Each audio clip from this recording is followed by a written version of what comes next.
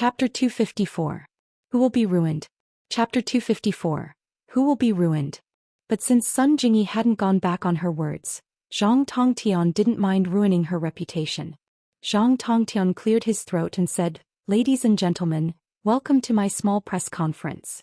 Everyone here is either a journalist friend or a friend of the same profession. Let's skip the pleasantries and get straight to the point. Director Zhang, we're all ready." A reporter who knew the news pointed the camera at the big screen in the conference room. "All right, I'll say it then." Zhang Tongtian nodded. "Today I'm going to expose a scum in the industry. This person has ruined the morals of our industry and is leading the way in the wrong direction. What do you think we should do with someone like this? Get rid of the black sheep. How can someone like this be a traitor?" One of the industry insiders stood up and said, "Yes, Director Zhang, hurry up and expose it. We're all waiting. We want to see who this person is. How can someone who's worse than pigs and dogs be a traitor?" Another person stood up and raised his arms. Actually, there were only a few people who spoke. They'd all gotten a hint from Zhang Tongtian. Most of them were just here to watch the show and wouldn't get involved. "All right, Secretary Li, go and play this video." Zhang Tongtian handed the video recorder to his secretary. This was the first time he'd given the camera to his secretary. Before this, he wouldn't let anyone touch it. Firstly, Zhang Tongtian was afraid that the video would be leaked out too early. If that happened, it would lose its effect as a threat to Sun Jingyi. If it was leaked out, Sun Jingyi wouldn't agree to his request. Secondly, he didn't trust the people around him. He was afraid that Sun Jingyi would bribe the people around her to delete the video. If that happened, he'd have hired a private detective to record the video for nothing. That was why Zhang Tongtian took out the camera now. "Everyone, please watch the video." Zhang Tongtian waited for Secretary Li to connect the camera to the big TV in the conference room, then gestured for everyone to watch. Suddenly, the sound of a man and a woman moaning came from the TV. Many TVs played the sound first before the image, and the image was always a second later than the sound. Therefore, everyone was very curious. What kind of video was this? Zhang Tongtian was also very puzzled. When he watched this video, there didn't seem to be such a sound. While everyone was wondering, two naked figures appeared on the TV screen. The man was fat and the woman was voluptuous. However, why did the man look so familiar? Everyone's eyes fell on Zhang Tongtian, because the male lead of the video was Zhang Tongtian himself. Sun Jingyi secretly spat and lowered her head. She was a little afraid to look at the picture on the TV, but she was very happy in her heart. The date of the video on the TV was last night, just when Lin Yi went to steal the memory card. Lin Yi said that he played with the camera for a while, so this must have been recorded by Lin Yi. Although she was a little annoyed with Lin Yi's sudden overbearingness yesterday, Sun Jingyi was undoubtedly very refreshed today. He fiercely vented the resentment in his chest. Zhang Tongtian had lost a lot of face today. He was stunned for a while like everyone else, and then his face turned red. "Secretary Li? What is this? What a mess. What did you put there?" "Mr. Zhang, this is the camera you gave me. I connected it directly to the TV." Secretary Li looked innocent. There was a burst of snickering in the conference room. Those reporters who had a relationship with Zhang Tongtian were confused, but those who had no relationship with him were excited. This was a big tidbit of news. "Turn it off. Turn it off." Zhang Tongtian shouted at Secretary Li angrily. Although Secretary Li felt wronged, he had to quickly turn off the camera and TV. "What's going on? What's going on? How did it become like this?" Zhang Tongtian's face was gloomy and unhappy. "Mr. Zhang, is this your so-called black sheep?" Sun Jingyi sneered and stood up. "You asked us to come here just to watch you perform? With all due respect, I'm sorry, but I have no interest in your indecent video. Goodbye." After that, Sun Jingyi turned around and walked out of the conference room. There was no need to stay here any longer. As for the other people in the same industry, they were too embarrassed to stay any longer. They didn't know what Zhang Tongtian was up to.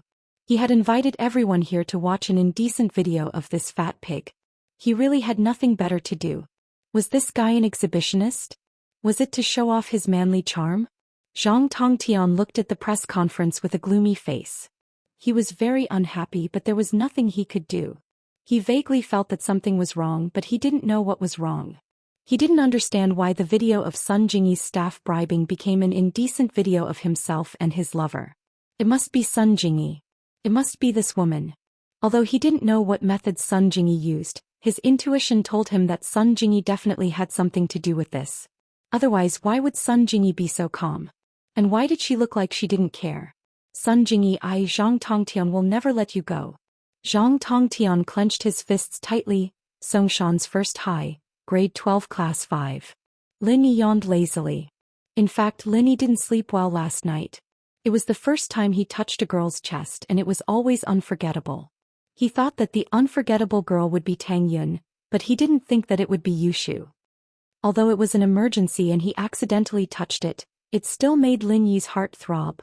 To be honest, if Yushu wasn't Mingyao's best friend, Lin Yi might have made a move on her. But the problem was it that easy to make a move on the Mrs. Best Friend? Boss, what's wrong? Why do you look so tired? Kang Xiaobo wanted to talk to Lin Yi about Xiaofan, but seeing Lin Yi's listless face, he didn't know if he should say it or not. Xiaobo, if you have something to say, just say it. I'm fine. Lin Yi shook his head. In fact, if Lin Yi wanted to get rid of his fatigue, he only needed to circulate the art of dragon mastery in his body. It was just that Lin Yi wasn't just tired, he wasn't in the mood. Chapter 255. Request for backup. Boss, I think that bastard Kang Xiaoming is still in Fin's heart. Xiaobo's fists were clenched tightly as he spoke, his face filled with anger. What do you mean? Lin Yi was startled. Kang Mingming was already so heartless and yet Xiaofan was still so loyal to him? Are you kidding me? Sigh, boss, you don't know, but Xiaofan's expression changed when I mentioned Kang Mingming to her. Kang Xiaobo sighed. I think she wants to forget Kang Mingming, but she can't. He's her first man after all, so it's normal for her to remember him. But why doesn't Xiaofan know about Kang Mingming's disgusting face? She knows. Lin Yi said. But as you said, she can't forget that man easily. I think if you let her see Kang Mingming again, she'll be able to let it go. It's best to let her see how heartless Kang Mingming is right now. Boss, won't this agitate Xiaofan? Has her illness just recovered? Kang Xiaobo was worried. Maybe not. But she'll be fine with me by her side. Lin Yi said. If she doesn't face this matter, she'll never be able to walk out of it. You're right. Kang Xiaobo nodded. Boss, I don't have to worry about Xiaofan acting up with you by my side. But where can I meet Kang Mingming? My second grandpa's family has moved to the provincial capital. There'll be a chance, right? Lin Yi said faintly. Xiaobo, you should be more confident now. Don't always treat yourself as a substitute for Kang Mingming. Maybe Xiaofan will slowly accept you this way. If you keep thinking about how you look like your cousin and use it as a method to chase after Xiaofan, then it'll be a little sad. Boss, don't worry. I won't embarrass you. I will definitely deal with Xiaofan. Kang Mingming vowed. You've already decided? You want to be with Xiaofan? Lin Yi asked. It's decided. Boss, I've made up my mind. Xiaobo nodded solemnly. I stayed with Fun at the hospital last night. Ah? It can't be? Lin Yi's eyes went wide. He didn't expect his follower to be even fiercer than he was. All he did was hold Tang Yun's hand and pinch Yushu's boobs, but Kang Xiaobo was already sleeping with them. Sweat, boss, you misunderstood. I'm just accompanying you. Kang Xiaobo was sweating profusely. Nothing happened between us. Lin Yi was speechless. And then, I talked to Xiaofan a lot and I know what she's thinking. Kang Xiaobo said. Boss, you're right. Xiaofan just won't give up. She knows that it's impossible, but Kang Mingming didn't say it to her personally. She still won't give up.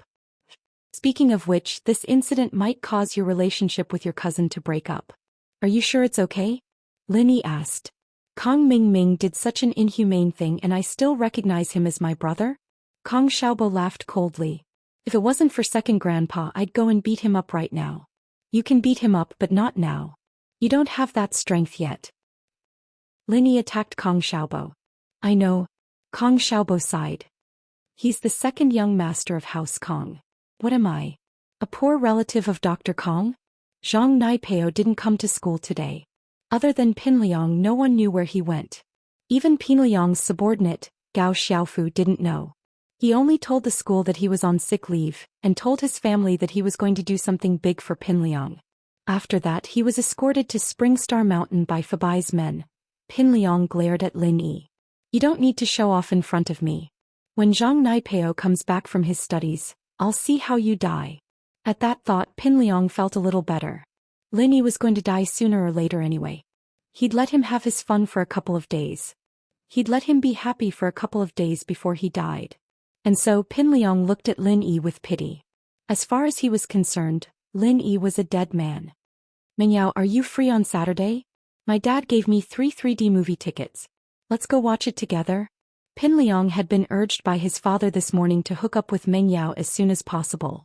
Otherwise his uncle Gubong might come up with some plan that he didn't need to cooperate with anymore. House Zhong wouldn't get anything out of it then. And so, Pin Liang started to get close to Mengyao. I told you not to call me Mengyao. Do you have ears? Mengyao was disgusted by Pin Liang calling her so intimately. Pin Liang didn't seem to care at all. He moved his stool over and sat beside Mengyao. Then I'll call you Yao Yao. Why don't you go die? Mengyao frowned. Do you have something to do? Yeah, let's go watch a movie together on Saturday. It's the 3D version of Fallen Angel. It's an international blockbuster. Pin Liang said as he pulled out 3 movie tickets. I'm not free. I have something else on Saturday. Mengyao rejected immediately. She'd promised Shu to go bungee jumping, so naturally she wouldn't go watch a movie. Even if she didn't go bungee jumping, she wouldn't go watch a movie with Pin Liang. The guy was even more annoying than Lin Yi. Mengyao paused at the thought. Didn't she think that Lin Yi was more annoying than Pin Liang? Did she change the order already? Mengyao shook her head. She didn't know what was going on.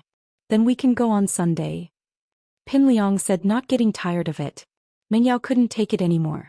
She nudged Yushu, signaling her to go to Lin Yi. Yushu smiled and sent a message to Lin Yi. Yao Yao, sis is in trouble. I need help. Lin Yi didn't know whether to laugh or cry when he saw Yushu's message, but he stood up anyway. He'd promised Mengyao yesterday that he'd help her if Pin Liang bothered her. Boss, where are you going?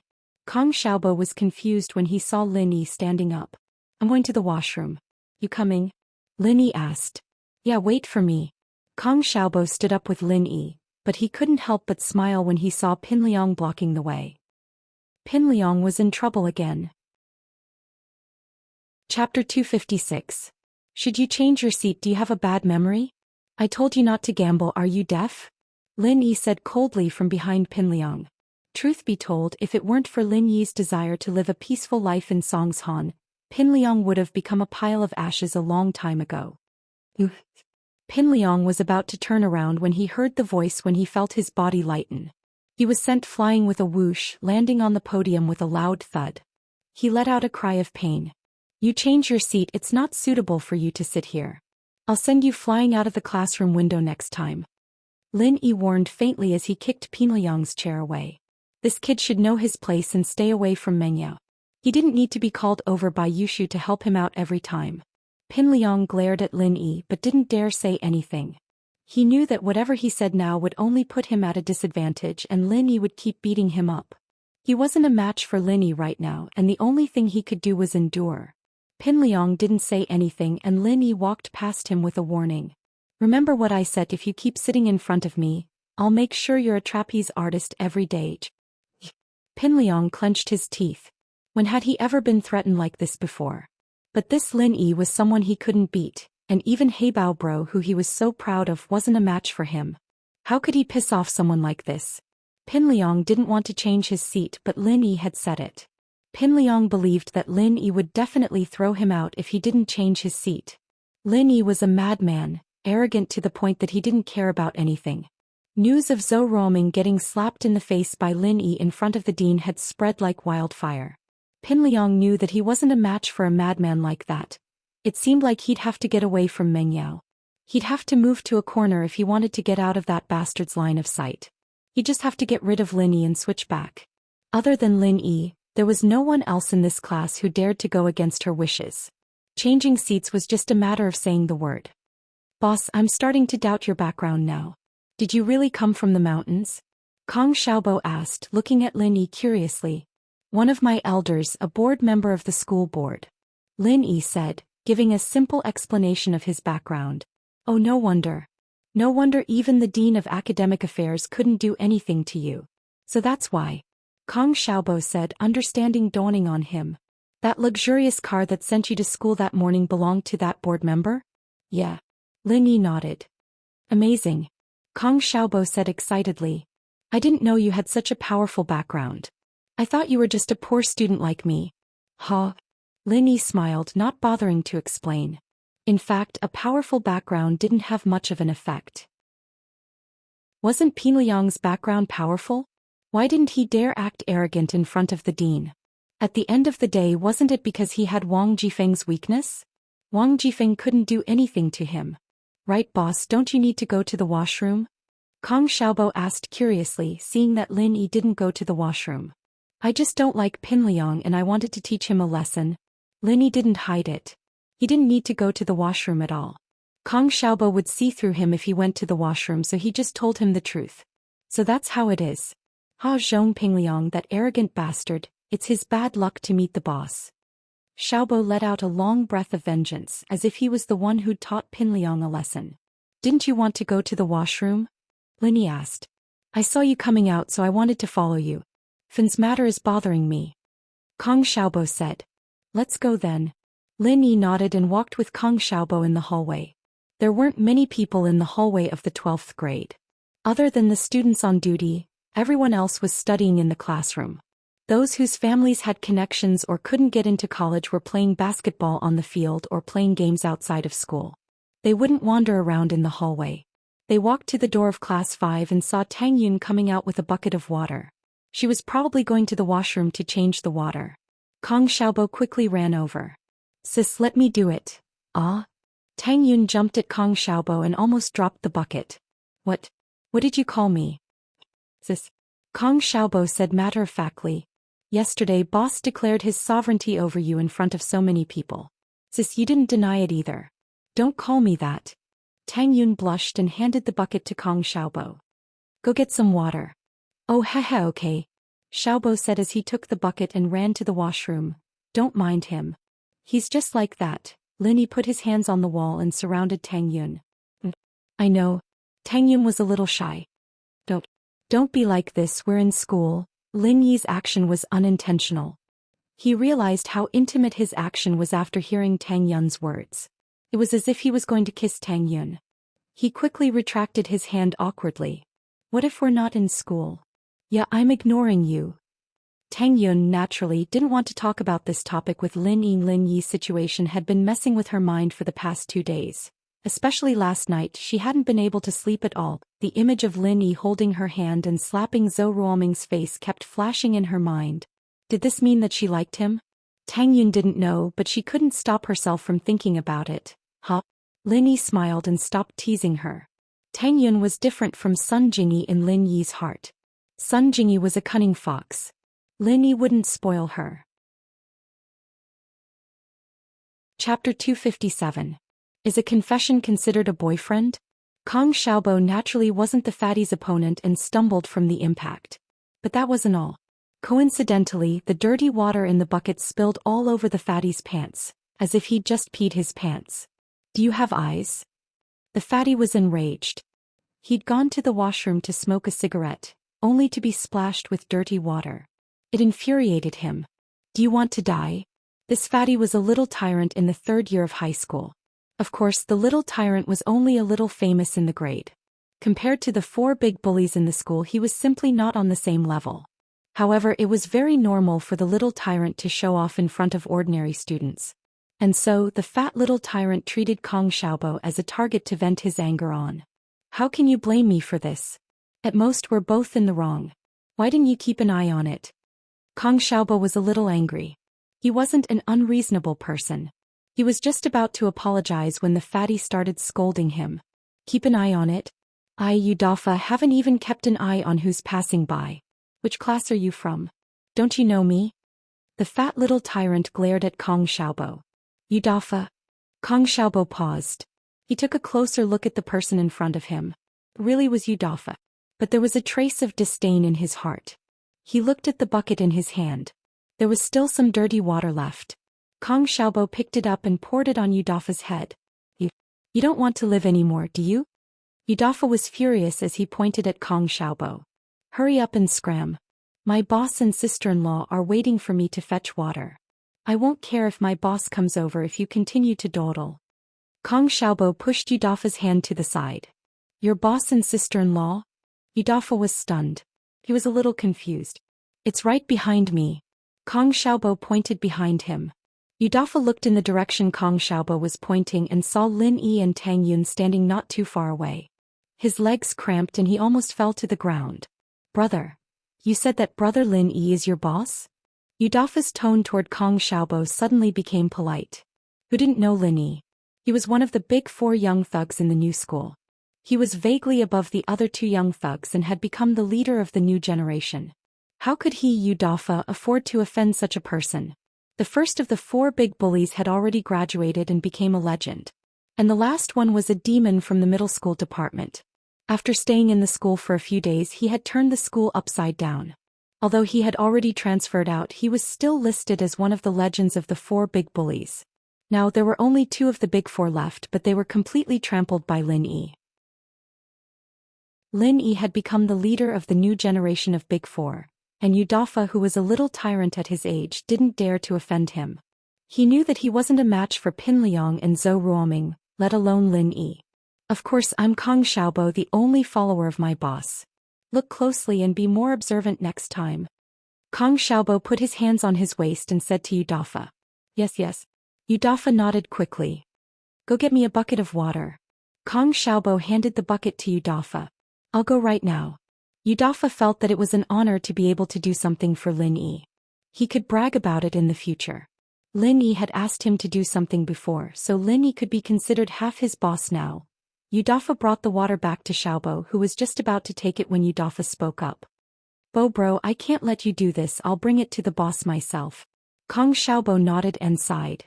His status had risen along with Lin Yi. If it weren't for Lin Yi, would Yudafa give him so much face? In the past, it would be good enough if Yudafa didn't beat him up, let alone bring water. Yudafa brought the bucket to Lin Yi and Tang Yun. Boss, sis-in-law, the water is here. You are? Lin Yi looked at Yudafa suspiciously. He didn't know this person. Where did he come from? Boss, I'm Yudafa, the leader of the 12th grade. Of course, compared to Boss Lin Yi, I'm nothing. Yudafa introduced himself. Oh, Lin Yi nodded. All right, I got it. You can go now. Thank you. You're welcome, boss. If you need anything, you can find me anytime. I'm in the 30th grade. Yudafa said respectfully. Tang Yun didn't think that the evil Yudafa would show his loyalty to Lin Yi. He was confused. The most embarrassing thing was that he called her sis-in-law. Tang Yun still remembered the love letter Yudafa wrote to her. It was so disgusting and explicit, but in the blink of an eye, it became subservient. All of this was because of Lin Yi, the boy who transferred here less than a month ago. I'm going back. I need to clean the windows. Tang Yun picked up the bucket on the ground and said to Lin Yi and Kong Xiaobo. Okay, go. Lin Yi nodded and went back to the classroom with Kong Xiaobo. Pin Liang obediently moved to Gao Xiaofu's side. It was a corner of the classroom far away from Lin Yi. He was afraid that Lin Yi would turn him into a flying man. Yao sis, I think Shield Bro is too handsome. Yushu pulled Ming Yao's arm. Look at Pin Liang. He moved away after being scared by him. You don't have to worry about being harassed anymore. Yeah, he's so handsome. Let him touch your boobs. Ming Yao pouted. Yao sis, are you jealous? Why don't you let him touch you next time? Yushu said with a smile. I'm not an idiot. Ming Yao glared at Yushu. Is he my boyfriend? Why should I let him touch me? If you want to be touched, then go ahead. Oh, Shield Bro accepted my confession. He's my boyfriend now, right? Yushu mumbled to herself. It wasn't a loss for her to let him touch her boobs. Yes, that's it. Meng Yao was going crazy from Yushu. Was there something wrong with her friend's head? Was there anyone like her? It was Saturday morning and Lin Yi was woken up by Yushu's slap. Shield Bro, wake up. We're going to the theme park today. Theme park? It was only then that Lin Yi remembered that he'd promised the Miss and Shu to go bungee jumping. He got up in a daze, washed up and put on a fresh set of clothes. He walked out of the room to find Meng Yao and Yushu ready. You drive Shu's Beetle and follow us. Shu and I will sit in my car. Meng Yao ordered after looking at Lin Yi. Chapter 258. Suspicion of an insider. Lin Yi drove quietly behind Meng Yao's Audi S5, glancing at the rearview mirror from time to time. Following them again? Tihua's men? A cold smile formed on Lin Yi's lips. It was the same car that tailed him last time. Did they really think he wouldn't be able to detect them with this kind of tracking technology? Sihua was quite the daring one, wasn't he?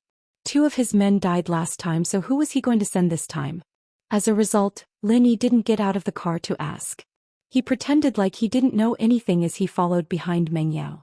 Lin Yi wouldn't mind giving them another car accident if the black SUV dared to make a move. Songshan's theme park was located in the southern district of Songshan.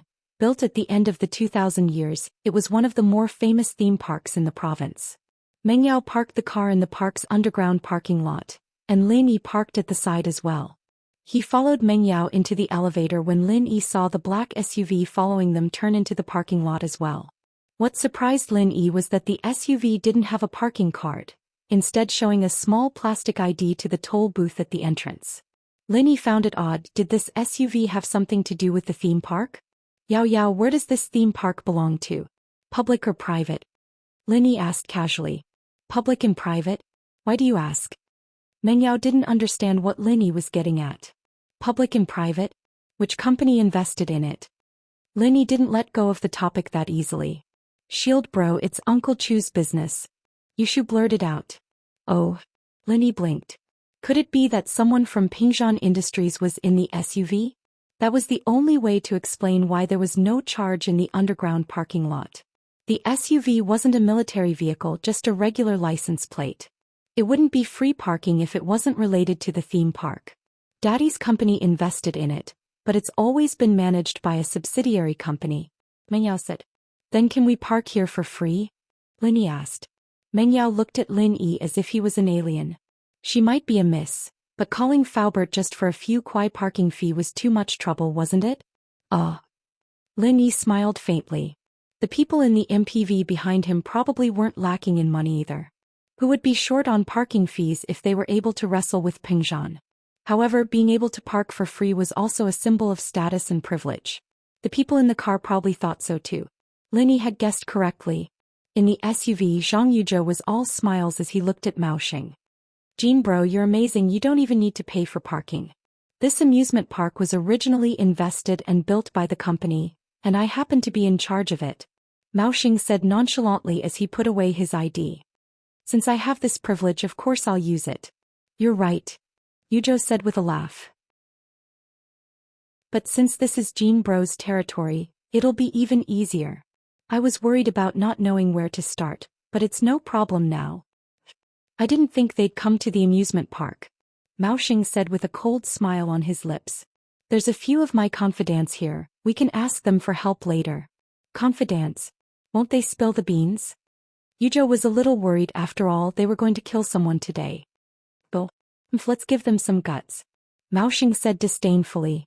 They're the ones helping me get money, and the amount of money they've embezzled is a death sentence. Then it's fine. Yuzhou nodded. They were on the same boat now, so there was no need to worry about them betraying him. Find someone smart enough to follow the 3 of them and report their location.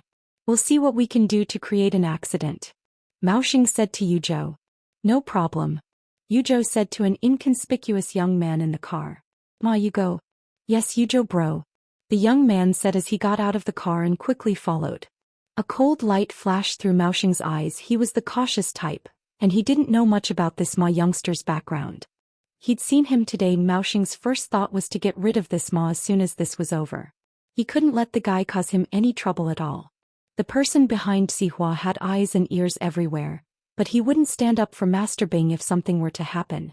Master Bing was his bastard son, but his wife's family wasn't to be messed with either. It'd be troublesome to raise an illegitimate child this big. Mao Xing knew that, and so he always kept a backup plan in place. Yao Yao, are we going bungee jumping now? Yushu was looking forward to it. The amusement park was Pingzhan's property, but the 2 of them had only been here once when it was first building. The bungee jumping valley hadn't been built yet. Bungee jumping as soon as we got here? Meng Yao had been holding back for the past few days and wanted to vent her frustrations, but bungee jumping as soon as they got to the amusement park wasn't something she could handle. After all, bungee jumping was dangerous and exhausting, and Meng Yao wanted to explore the other parts of the park first. Let's explore then. Right, Yao Yao, why don't we go to the haunted house first? I heard that there's a new haunted house here. It's really scary, Yushu suggested. Haunted house. Meng Yao frowned. Why would Yushu want to go to such a childish place? Haunted house. Who is she trying to scare? It was all fake stuff. What was there to see? Yeah, it's really scary. I heard that a lot of young couples go there, and when their girlfriends get scared they get to take advantage of them. Yushu said with a straight face. Are you an idiot? Meng Yao was speechless. Then why don't you go with Lin Yi and let him take advantage of you?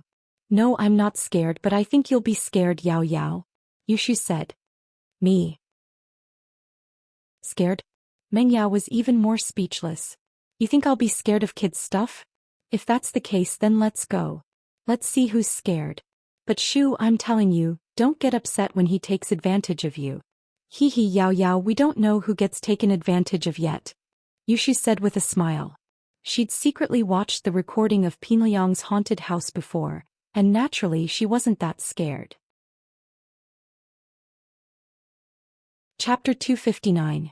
Pretending to be a ghost. Ma, who'd been following Meng Yao and Yushu from afar, heard their conversation as well. Naturally, Lin Yi had noticed Ma coming but didn't want to startle him. As far as he was concerned, Ma wasn't much of a threat at all. Might as well let him tag along and see what he was up to. Who knew, he might even be able to lure out the mastermind. He was just a small character, and Lin Yi killing him wouldn't affect the mastermind at all. The guy wasn't even a third of a golden class, he was just an errand boy. Yuchu bro, it sounds like they're going to the haunted house. Ma's mission was to report Meng Yao and the others' movements to Maoxing and Zhang Yuchu. Haunted house. I got it. Yuchu said. I'll discuss it with Jean bro, I'll tell you what to do. Maoxing had heard Ma's words through the walkie-talkie as well, but he hadn't figured out what kind of accident he could create in the haunted house yet. Assassinations were out of the question, and that would only draw the police in faster. That wasn't something he wanted to see. Get Ma to go to the ticket counter first, tell them to slow down the sales. Don't let Meng Yao and the others go in immediately. Maoxing said after some thought. All right. Yuchu relayed Maoxing's message to Ma. Jean bro, what should we do now? What kind of accident do you think could kill people in a haunted house? Maoxing decided to discuss it with Yuchu. Inside the haunted house. Yuchu couldn't think of any good ideas. There's nothing else in the haunted house other than scaring people. It's all fake stuff. Scaring people. Maoxing cackled all of a sudden. I got it, haha. Let's go pretend to be ghosts and scare them to death, what do you think? That's a good idea. The things in there are all dead. Although it's scary, it's nothing. But if we pretend to be ghosts and shout their names, they will probably... Hee hee. Yuchu nodded in agreement. Isn't there a saying that goes, don't you remember? It was so scary that it scared people to death. That's what it means. Let's go get ready. Don't scare those two girls to death. Maoxing smiled darkly. He'd only been suggesting it casually, but Yuchu's approval had moved him. That's right. Scaring people to death. This is an old saying. It shouldn't be wrong. Why does this haunted house only let 3 or 4 people in at a time? Meng Yao looked at the entrance of the haunted house impatiently.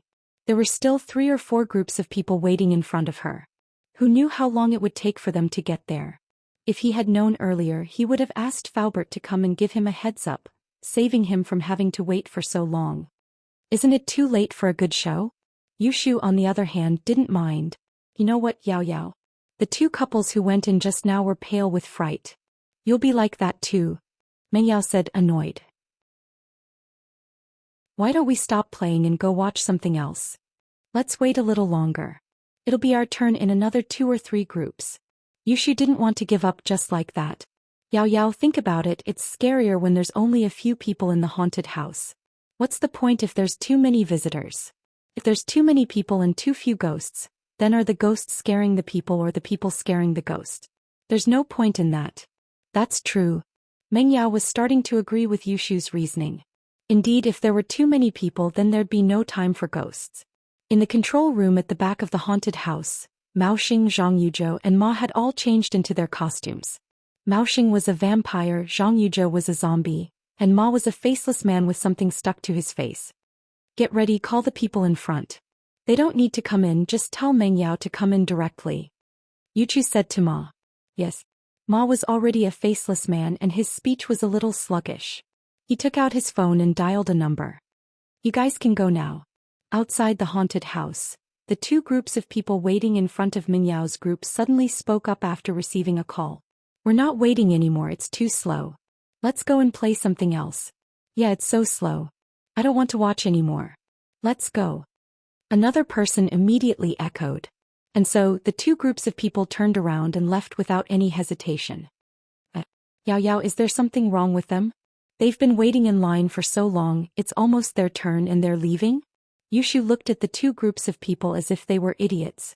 Who knows? But it's good that they're leaving, it'll be our turn soon. Meng Yao was a little troubled as well, but it was a good thing that they were leaving. They didn't have to wait anymore. Lin Yi, on the other hand, looked at the two groups of people coldly, a cold smile on his lips. Making a move already? Inside the haunted house? Next. The worker opened the door and looked at Meng Yao's group. Is that you guys? Are the three of you together? Yes, is it our turn? Meng Yao asked. We're here. Give me the tickets and you can go in. The staff took the ticket from Meng Yao's hand and threw it into the box without even looking at it, making Lin Yi look down on them. They didn't even know how to put on an act, were they in such a hurry to get them in? Meng Yao, Yushu and Lin Yi entered the haunted house one after another, and the door slammed shut behind them. Arg. Meng Yao couldn't help but shiver. She knew it was fake, but the creepy atmosphere in the haunted house still made her shiver. Shu, hold on to me. Don't run around. It's pretty scary in here. Meng Yao tried to maintain the demeanor of a big sister, but there was a hint of fear in her voice. She wanted Yushu to hold on to her so that Yushu wouldn't be afraid, but anyone could tell that Meng Yao was just putting on a brave front. Hee hee, Yao Yao, are you scared? Yushu wasn't a coward. She wasn't scared even after hearing the screams. Who said I'm scared? Meng Yao wouldn't admit that she was scared. These things are fake, they're just scaring people, what's there to be scared of? Let's go. Lin Yi, follow behind us, don't go too far. Chapter 260. Yushu Ghost Catcher, Part 1. Back in the primeval forest, every step taken was filled with poisonous beasts and venomous bugs. That was the real deal, but these things were nothing in Lin Yi's eyes. How could someone who'd lived in that kind of environment be afraid of ghosts? Ugh. An old lady with blood dripping from her eyes floated past Meng Yao's eyes. Meng Yao was startled, grabbing onto Yushu's hand tightly. She regretted coming here if she'd known how scary this thing was. Haha, Yao Yao, it's a lie. Yushu's hand went through the old lady's body. See, it's fake, right? It's just a 3D slideshow. Oh. Meng Yao calmed down after seeing Yushu's demonstration.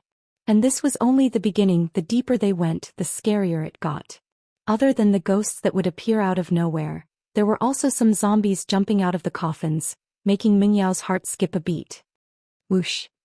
A zombie with pus all over its body sat up abruptly, shooting a jet of black blood at Meng. Ah! Meng Yao screamed as she backed away subconsciously, bumping into Lin Yi. What are you doing behind me? Didn't you tell me to follow you? Lin Yi shrugged. It's fake, it's just a mist of light. Oh.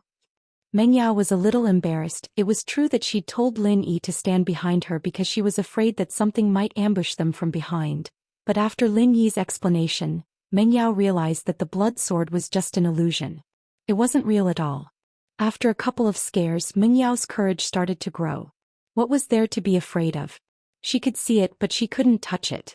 What was there to be afraid of? Meng Yao watched as Yushu waved her hands around to catch the monsters, and she let loose as well. She started punching and kicking like Yushu, having fun. Peck. Meng Yao felt someone slap her arrowhead, thinking that it was Lin Yi. Lin Yi, what are you doing? Don't mess around, I'm having fun. Peck. That hand slapped Meng Yao again, pissing her off. She turned her head to the side. Lin Yi. Ah.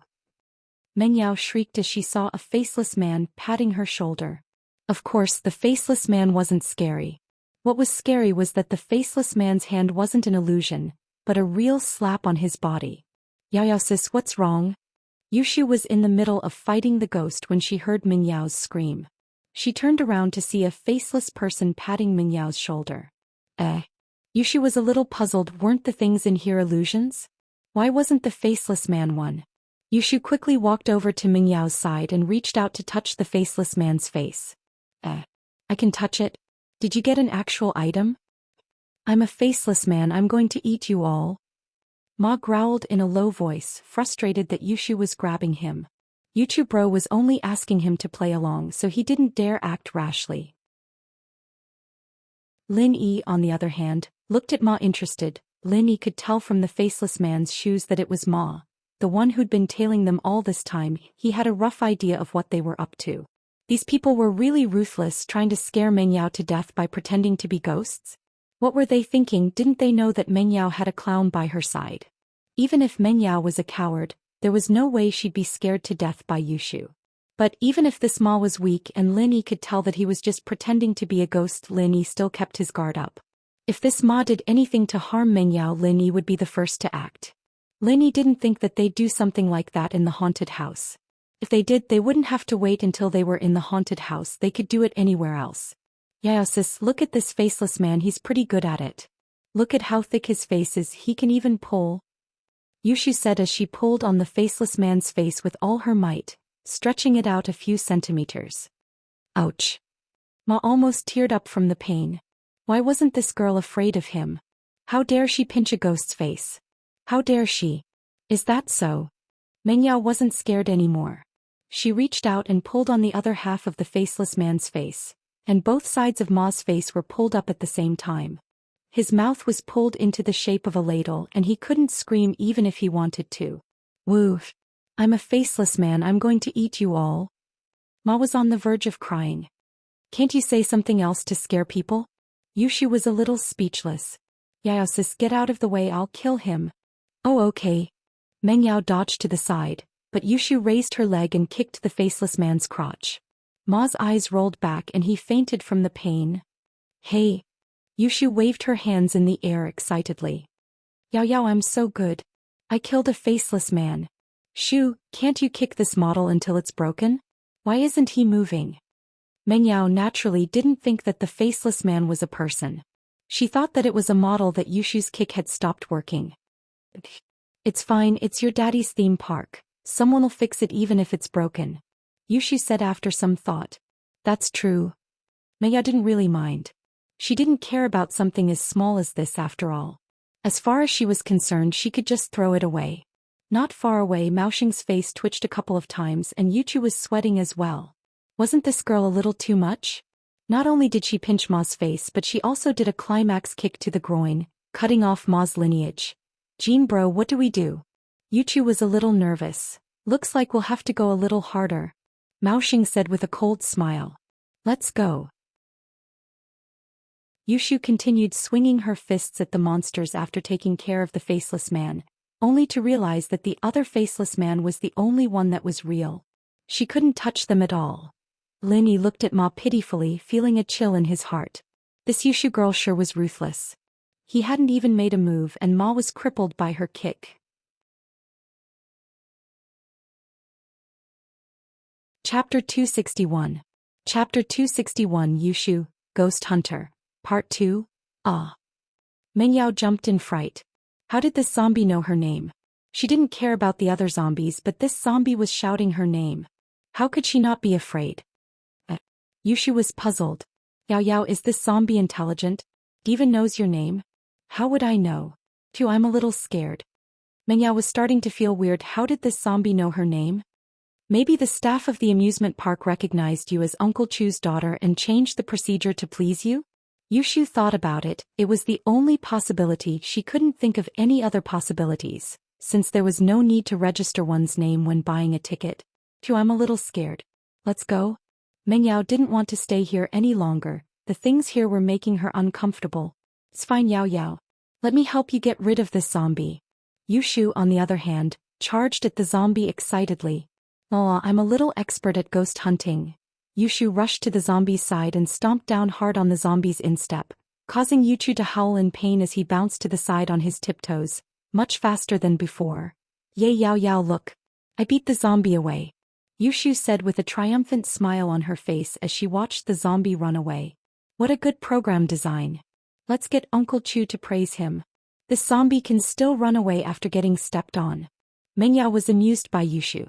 She now believed Yushu's conjecture that someone must have recognized her identity as Miss Chu and purposely changed the haunted house's computer program to please her.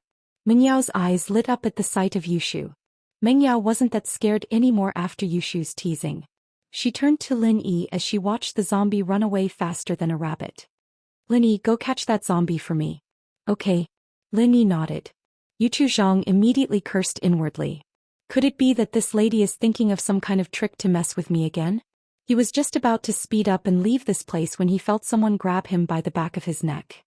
His body lightened and he was sent flying, landing heavily at Meng Yao and Yushu's feet. Ha, the zombies are back. Yao Yao sis, let's continue playing zombies. With that, Yushu jumped up from the ground and stomped on Yuchu's stomach with both feet, stomping and kicking it. Yuchu let out a blood-curdling scream. He felt as if his intestines were about to be trampled out. His eyes rolled back from the pain and he fainted. Boring. Yushu said as she jumped down after stomping on the zombie a couple more times. This zombie's quality is really bad. I only stepped on it a couple of times and it's already broken. I wonder which company made it. Tell Uncle Chu to complain about them. Oh. Mei Yao found it funny. That was a model for the haunted house. It'd be a wonder if it wasn't broken after you stepped on it. Mao Xing looked at Yuchu, a black line forming on his forehead. Why was this Yushu girl even fiercer than that Lin Yi bodyguard? His plan was basically ruined by Yushu and there was no point in trying to scare Meng Yao anymore. Meng Yao wouldn't be scared anymore. Mao Xing was a little resentful. Meng Yao was clearly afraid of ghosts, and she was already terrified when Ma patted her. If he and Yuchu had cooperated, Meng Yao would have been scared out of her wits. In actuality, he could tell that Meng Yao was really scared of these things, but Yushu just had to start messing around with Ma the moment he appeared. Not only did she break Ma's line, but Zhang Yuxing's intestines had probably shifted as well. What the hell was going on? Getting stepped on instead of pretending to be a ghost. Was there anything that unlucky in this world? Could it be even more unlucky? His plan of scaring Meng Yao to death wasn't going to work anymore, and Mao Xing looked a little regretful. Still, he wouldn't continue with something he couldn't do. There was no point in pretending to be a ghost anymore and he decided to leave first. He'd have to figure out the next step of his plan. He had to kill Meng Yao today.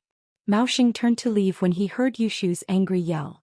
Where are you going, vampire? Mao Xing's vision darkened and he almost fell to the ground. Why wasn't she letting him run? Mao Xing was about to speed up his footsteps and ignore the girl when something smashed into the back of his head with a loud thud, followed by a wave of pain as he fell to the ground, staggering. Yeah.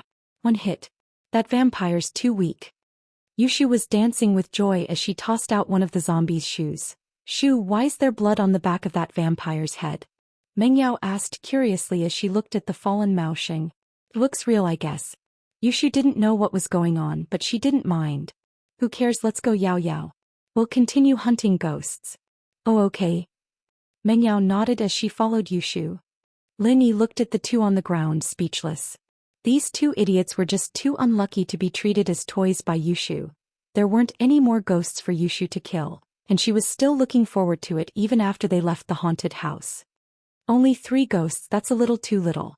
Yao Yao, can you suggest to Uncle Chu that we add a few more?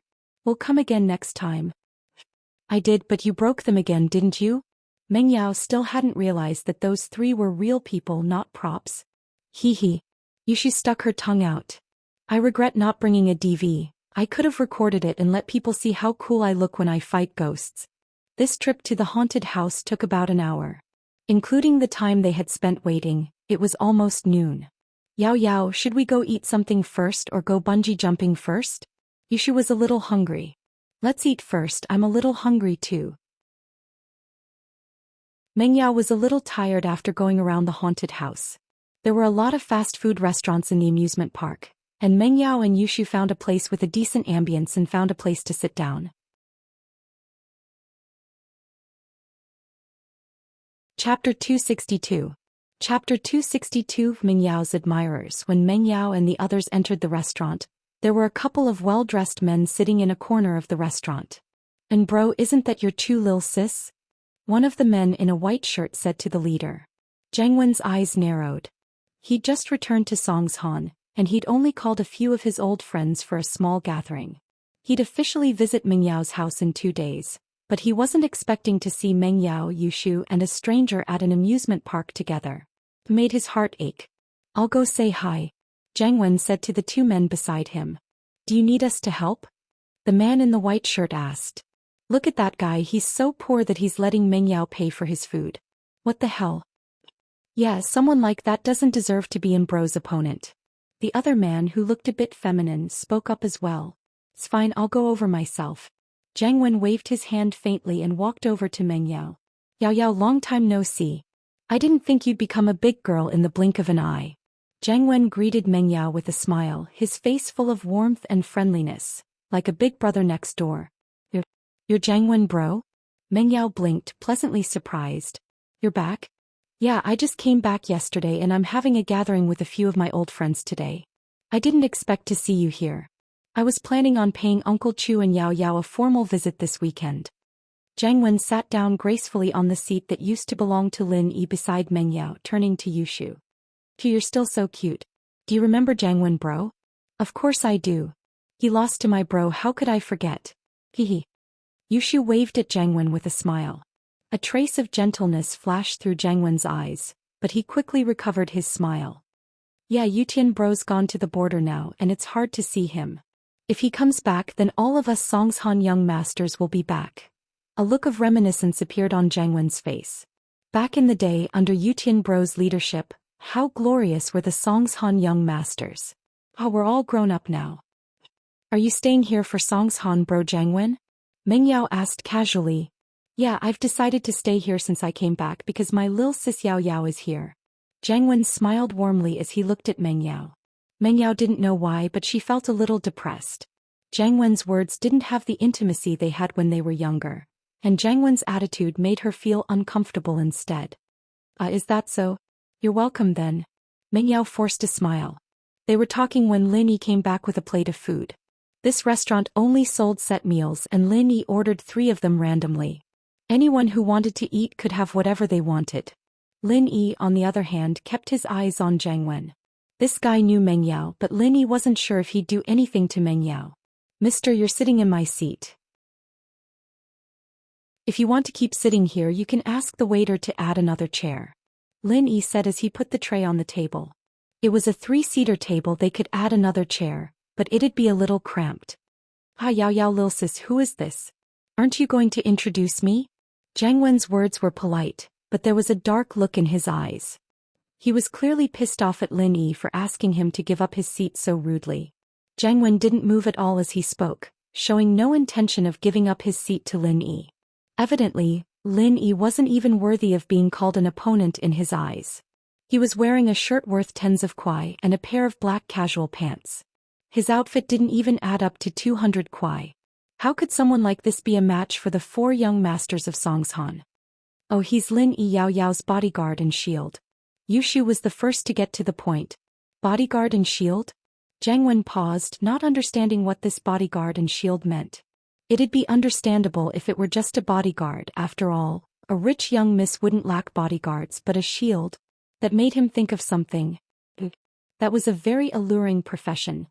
He's my boyfriend. Yushu explained with a smile. Shu.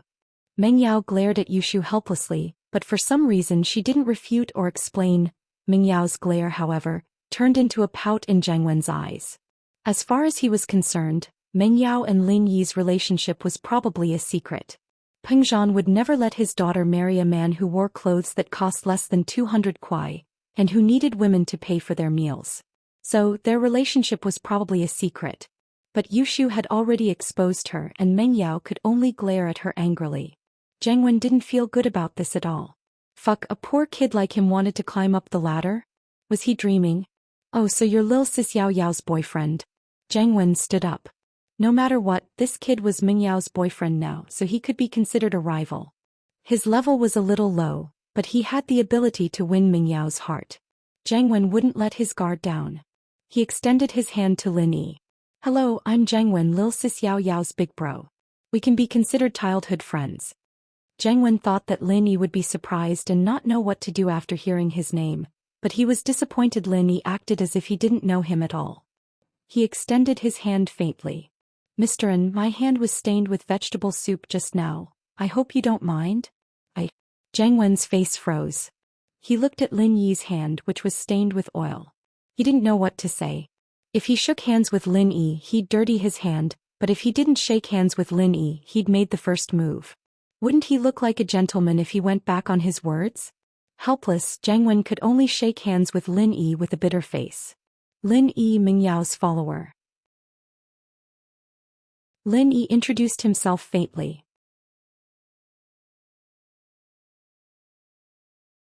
Chapter 263. See who dies first, huh? Jiang Wen smiled darkly as he grabbed a chair and sat down beside the three. May I know what your position is, Mr. Lin? Oh, didn't I tell you? I'm a follower. Lin Yi smiled. What about you? What the fuck? Jiang Wen wanted to curse at him. He took Lin Yi's words as a provocation and disdain. Even if you were Ming Yao's boyfriend, you didn't have to show off like that, did you? Not to mention that he wasn't even acknowledged by Ping Zhan. As far as Jiang Wen was concerned, Ping Zhan would never approve of Lin Yi. He didn't know what kind of bullshit luck the kid had, getting Ming Yao's attention. Lin Yi's "what about you" ignited Jiang Wen's anger. This made Jiang Wen's heart even angrier. Back then, the 4 young masters of Pine Mountain were so glorious, who didn't know about them? 5 years of going their separate ways had made the youngsters of Songshan forget about the 4 young masters of Songshan. And now someone was asking Jiang Wen what he did for a living? I just came back from studying abroad and I'm planning to invest in a company. Jiang Wen said faintly, a hint of arrogance in his voice. Well, a company is good. I'm planning to open one as well. Lin Yi said casually. A flash of anger appeared on Jiang Wen's face. Opening a company as well? Do you think opening a company is as easy as playing house? Opening a company? Do you even have the capital? Then what company are you planning to open, Mr. Lin? Jiang Wen's tone was mocking. I haven't decided yet. It wasn't that Lin Yi hadn't thought about it, but he didn't want to tell Jiang Wen about it. Opening a medicine company was something Lin Yi had decided on a long time ago. Oh, all right. Just let me know if you want to open a company, Mr. Lin. For Lil Sis Yao Yao's sake, I'll help as much as I can. Jiang Wen said sincerely. You help? That'd be the end of it, wouldn't it? Lin Yi curled his lips, not believing that Jiang Wen had any good intentions. With that, Jiang Wen stood up and left. There was no point in continuing this conversation with Lin Yi. He wanted to go back and investigate Lin Yi's background in detail. Know yourself and know your enemy, that's how you win every battle. This was Jiang Wen's motto. He hadn't even taken 2 steps when Jiang Wen clutched at his abdomen, his breathing quickening as beads of sweat rolled down his face. He wanted to say something, but before he could, he fell to the ground, his muscles twitching rhythmically as his face turned purple, and he started foaming at the mouth. Jiang Wen, bro? Meng Yao paused before rushing over worriedly. The 2 men with Jiang Wen came running over as well. Call the ambulance. The man in the white shirt evidently knew about Jiang Wen's situation. He was nervous, but he didn't panic. The man with the feminine face, on the other hand, took out his phone and called the emergency center. Meng Yao said quickly when the man in the white shirt came over. Taizao bro, Jiang Wen bro's condition. Where's the owner? Where's the owner of the restaurant? Get your ass out here, someone's been poisoned. The man in the white shirt was Su Taizao, one of the Songshan 4. A slightly plump man walked out from behind the counter, shaking as he looked at Taizao fearfully. Mister, this mister might not be poisoned, right? Why not? I told you not to put coriander and celery in the food, didn't you? Taizao glared at the owner. If anything happens to an bro, I'll make sure your restaurant closes. I asked the kitchen and they didn't put those things in the food. The owner said carefully. There's no coriander or celery in the food, the owner isn't lying. Lin Yi, on the other hand, had already walked over to the table Jiang Wen was at earlier, checking the food they'd eaten. But there's some chrysanthemum in this vegetable soup. If I'm not wrong, Jiang Wen should be allergic to vegetables like this. It'll cause seizures if he eats it. Chrysanthemum? Taizao paused at Lin Yi's words.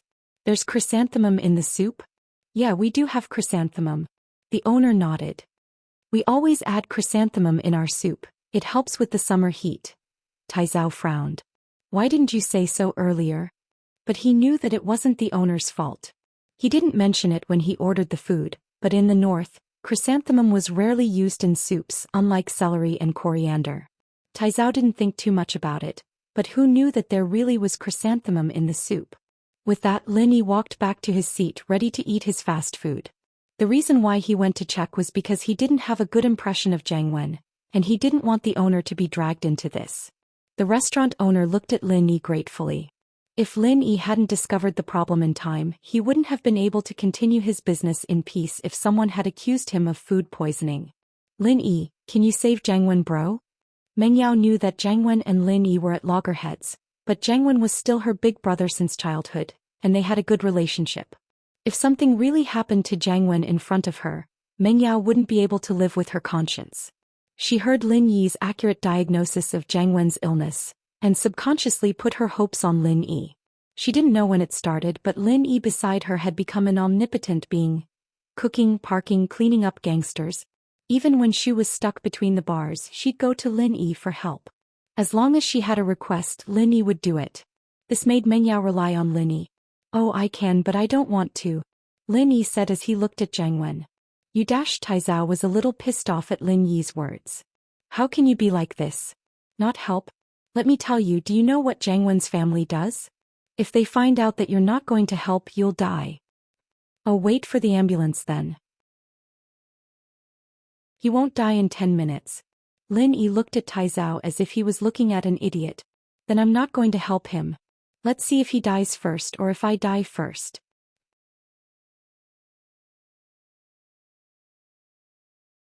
Chapter 264. Chapter 264. Vomit all over his body. Oh, how unlucky. Taizao bro, Jiang Wen bro died because of one sentence you said. Yushu shook her head as she looked at Jiang Wen on the ground. To be honest, Yushu didn't like Jiang Wen as a person. There was always a dark aura around him, especially when he was chasing after her bestie, Yao Yao. Yushu didn't have a good impression of him. She was going to marry the same man as Yao Yao, and if Yao Yao married Jiang Wen, wouldn't she have to marry Jiang Wen as well? Yushu didn't like marrying Jiang Wen, and so it was better if Jiang Wen died. Yao Yao couldn't marry a dead man. Although Yushu didn't think that Yao Yao would be stupid enough to marry Jiang Wen, the two were childhood sweethearts, and Jiang Wen was obviously interested in Yao Yao. What if Uncle Chu got hot-headed and married Yao Yao off? As a result, Yushu was overjoyed to see Jiang Wen about to die, but innocently pushed all the blame onto Taizao. Don't talk nonsense. Meng Yao didn't know if she should cry or laugh. Her bestie always did funny things in times of crisis. Meng Yao knew what Yushu was thinking, and naturally Meng Yao didn't like Jiang Wen. She only had brotherly feelings for Jiang Wen, nothing else. But she couldn't let Jiang Wen die in front of her. Putting aside the relationship between her family and Jiang Wen's family, even if her dad didn't blame her, Jiang Wen was still very nice to her when she was young, always tolerating her temper.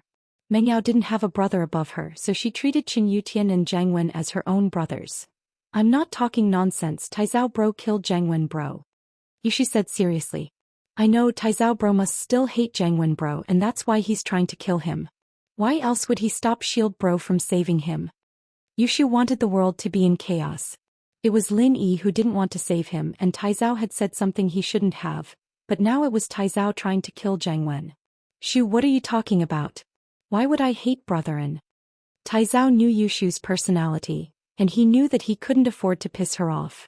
He was pissed, but he had to defend himself. Because an bro stole your girlfriend. Yushu giggled. Taizao's face darkened as Yushu hit the nail on the head, but he quickly got his emotions under control. I've forgotten what happened in school a long time ago. I don't hold grudges or anything. Brother Taizao, little Shu, let's not talk about this anymore. Meng Yao looked worriedly at Jiang Wen, who was breathing faster and faster. He turned to Lin Yi. Lin Yi, can you please save him? Is this my job? Lin Yi asked. Yeah. Meng Yao hesitated. It's a personal request, all right. Lin Yi didn't want to stick his nose into other people's business, but since Meng Yao was begging him, Lin Yi couldn't say no. If Meng Yao were to say that it was her job and that she had to do it, Lin Yi might have resisted a little. But since Meng Yao said that it was a personal request, he had no choice but to do it.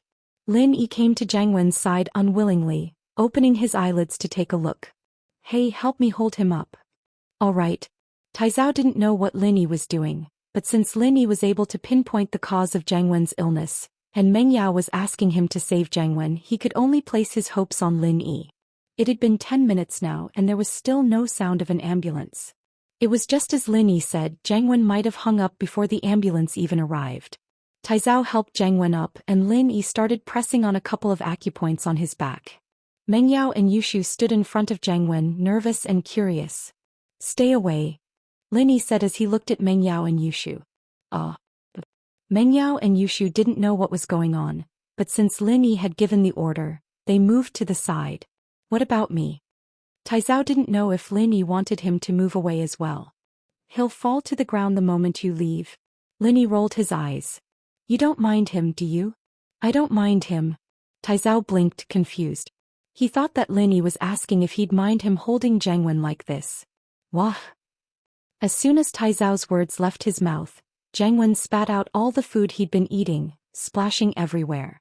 But the tragic thing was that Taizao, who was supporting Zhang Wen, got sprayed all over him, his face and head covered in Zhang Wen's vomit.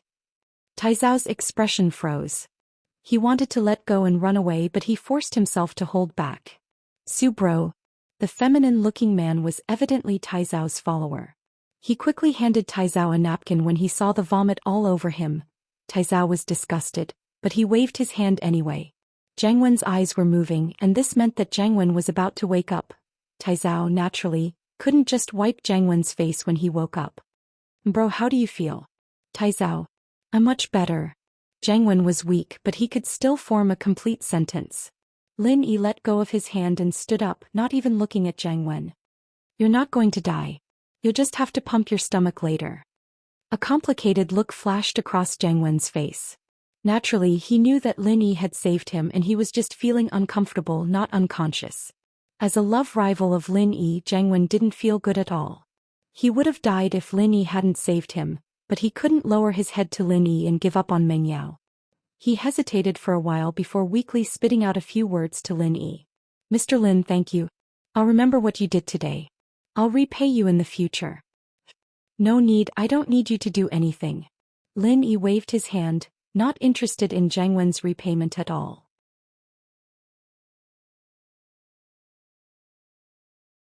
Chapter 265. Chapter 265. Change of impression. Although the restaurant was vomited all over the floor, the restaurant owner had no complaints. As long as this person didn't die here, it would be a great fortune. Otherwise, even if it wasn't because of him, the restaurant would absolutely not be able to continue operating if someone died from eating. "No matter what, I still have to thank you. I, Zhang Wen, don't like to owe people favors. I'll return the favor today." Zhang Wen didn't mind what Lin Yi was saying. The two were enemies before, and the only reason Lin Yi was willing to help was because of Meng Yao. Zhang Wen knew that very well. He looked at Meng Yao gratefully. "Yao Yao bro, Zhang Wen didn't treat you well for nothing." As for Yushu, Zhang Wen had nothing to say. That was just how the girl was, messing with whoever she didn't like. Zhang Wen didn't know what he'd done to piss her off, but she'd never liked him at all. "It's nothing as long as you're fine." Meng Yao breathed out in relief after seeing that Zhang Wen wasn't in danger. "But you should still do what Lin Yi said and pump your stomach. You'll be fine that way." Unknowingly, Meng Yao had started treating Lin Yi as her encyclopedia. She didn't know when Lin Yi's words had started affecting her deeply. "Of course." Zhang Wen smiled, his heart aching. Meng Yao used to listen to him like this, treating her big brother's words like the truth. She'd fight whoever dared to argue with her, but now another man had appeared in her life. Zhang Wen wasn't willing to accept it. He'd thought that he'd be able to officially ask Meng Yao out when he got back from studying abroad, but Meng Yao had just started university. According to House Chu's teachings, there was no way they'd let Meng Yao get into a relationship that early. As a result, Zhang Wen returned to Songshan full of confidence. He didn't even ask about Meng Yao's situation beforehand, nor did he rush to visit her. Instead, he went to Taizao, one of the 4 young masters of Songshan, to catch up. He didn't think that he'd run into Meng Yao in the amusement park's restaurant, only to find out that she was already taken. Her man, on the other hand, looked extremely ordinary. Just when Zhang Wen was wondering if there was something wrong with Meng Yao's taste, and why she'd chosen a poor kid as her lover, Lin Yi's move completely changed his mind. He'd only taken one look at the soup he'd drunk and he'd been able to determine the cause of his illness. He'd just massaged his back a couple times and he'd spit out all the food he'd eaten. Was that something a normal person could do? After hearing the conversation between Meng Yao and Lin Yi, Zhang Wen was even more certain that he'd made a mistake. Lin Yi wasn't as simple as he looked. Lin Yi, can you save Jangwon, bro? Oh, I can, but I don't want to. These few simple sentences were enough to prove that Lin Yi's abilities weren't limited to this, perhaps even more. After all, saving someone was as easy as lifting a finger. Jangwon couldn't help but re-evaluate his opponent's level. This was the first time he'd taken this rival in love seriously. All he'd had before was mockery, disdain, and confidence. The ambulance's siren rang out. Even at an amusement park, ambulances were able to pass through without any obstructions. It was just that the distance from the hospital to the amusement park wasn't that short, and so the ambulance had only just arrived when Jangwon was saved. A couple of medical staff walked in quickly. "Where's the patient?" "Over here." Taizao quickly waved at the medical staff. "He's allergic to food, he's vomited it out already. He needs to have his stomach pumped." "All right, are you the patient's family?" The medical staff prepared to put Jangwon on a stretcher, but Jangwon waved his hand indicating that he could walk. He didn't want to lose face in front of Meng Yao and his love rival, no matter how painful it was. "I'm his friend," Taizao said to the medical staff. "No need for the stretcher, I'll hold him." Jangwon walked out of the restaurant with Taizao's support, and the restaurant owner had the waiters clean up the mess Jangwon had vomited. Even so, most of the customers chose to leave. After all, the scene just now was too disgusting. Meng Yao and Yushu had lost their appetites as well. They were about to tell Lin Yi to leave when they raised their heads to see Lin Yi eating at the table. Meng Yao didn't know what to say. Wasn't that disgusting? In fact, it wasn't even disgusting to Lin Yi at all. It was much more disgusting than that, and he still had to eat. The restaurant owner, on the other hand, felt a little embarrassed as he refunded Lin Yi's money. Lin Yi had solved a huge problem for him, and Meng Yao and Yushu couldn't eat anymore. The owner felt bad. Surprisingly, Meng Yao didn't scold Lin Yi after seeing him enjoying his food. She just sat there quietly waiting for him to finish. She couldn't see through this man anymore. He seemed to know nothing, and yet he seemed to know everything at the same time. He seemed to be a shameless pervert, but he also seemed to be someone with strong principles. Meng Yao wasn't stupid actually. She wouldn't have been able to stay in the top 10 of Songshan's first school, otherwise. She'd been against it when her father had sent Lin Yi to her, and she'd even been a little annoyed. She didn't understand what her father was doing with a migrant worker. But after spending some time with him, Meng Yao realized that Lin Yi really was a capable man. She didn't want to admit it, but she slowly accepted it. "You two aren't eating anymore?" "I'll eat all of them," Lin Yi said as he looked at the other 2 fast food boxes on the table. "You eat all of them?" Meng Yao nodded. Lin Yi gobbled down the other 2 plates of fast food like a whirlwind. "Wow, Shield bro, you're amazing," Yushu said as she looked at the 3 empty boxes. "Let's go bungee jumping after eating." Meng Yao evidently wasn't affected by what happened earlier. It was just her appetite that was affected. Jangwon gave her a very unfamiliar feeling this time, especially after the hostility he showed towards Lin Yi. Meng Yao couldn't help but feel a little disgusted by him. His image as the big brother next door collapsed. Lin Yi, Meng Yao, and Yushu made their way to the restaurant's entrance, but Lin Yi shot a meaningful glance at a young man with a face as swollen as a steamed bun. Lin Yi smiled faintly before turning around to leave.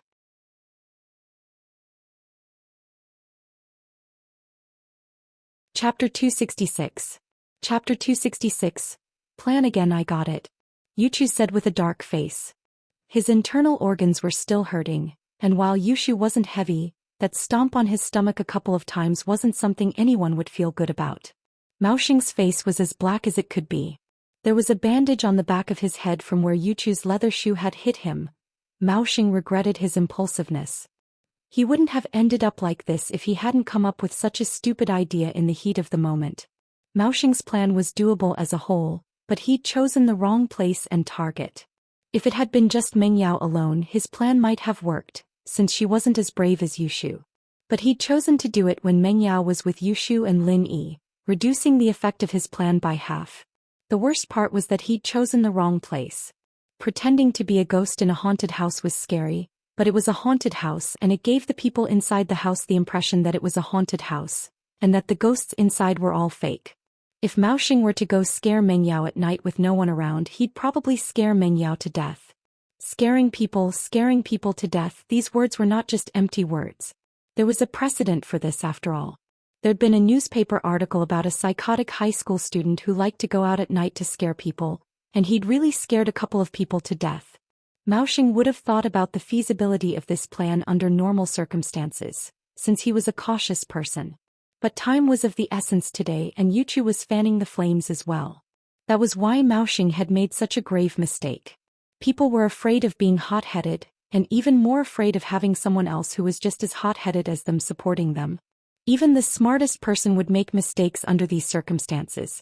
Many criminals did things that they'd regret for the rest of their lives under the instigation of their accomplices. Didn't they know the consequences of their crimes? No. Therefore, today's matter was based on this principle. This seemingly reasonable but actually unreasonable plan was only able to be carried out with the support and approval of Zhang Yuzhou. Yuchu's only thought was to take care of Meng Yao as soon as possible, throwing Ping Zhan into confusion so that he could give Master Bing a big present. He was in a rush to make a contribution. Mao Xing, on the other hand, wanted to settle things with Meng Yao as soon as possible so that his family could take over Ping Zhan Industries. Time waited for no man, and he'd act on impulse. Now that they'd calmed down, Mao Xing and Yuchu realized how laughable and flawed their plan had been. They'd tried to use a newspaper report, but they'd ended up going for wool and coming home shorn. They'd shot themselves in the foot and now they were covered in wounds. "Jean bro, they're going bungee jumping, what do we do?" Yuchu asked as he turned to Mao Xing. "This time I must think of a way to kill him in one strike. I can't act rashly anymore. I was too careless." Mao Xing said hatefully. "Alright Jean bro, I'm responsible for this as well," Yuchu said with a wave of his hand. Guan Yu was one of the 5 tiger generals back in the Three Kingdoms period, and even he lost Jingzhou because of his carelessness. "We underestimated our enemy." "Yeah, you're right." Mao Xing's mood lightened up quite a bit after hearing Yuchu's words. Even Guan Yu lost Jingzhou because of his carelessness, so what if he made a mistake? "Jean bro, I think that bungee jumping is a good chance for us to kill Meng Yao," Yuchu said with a chuckle.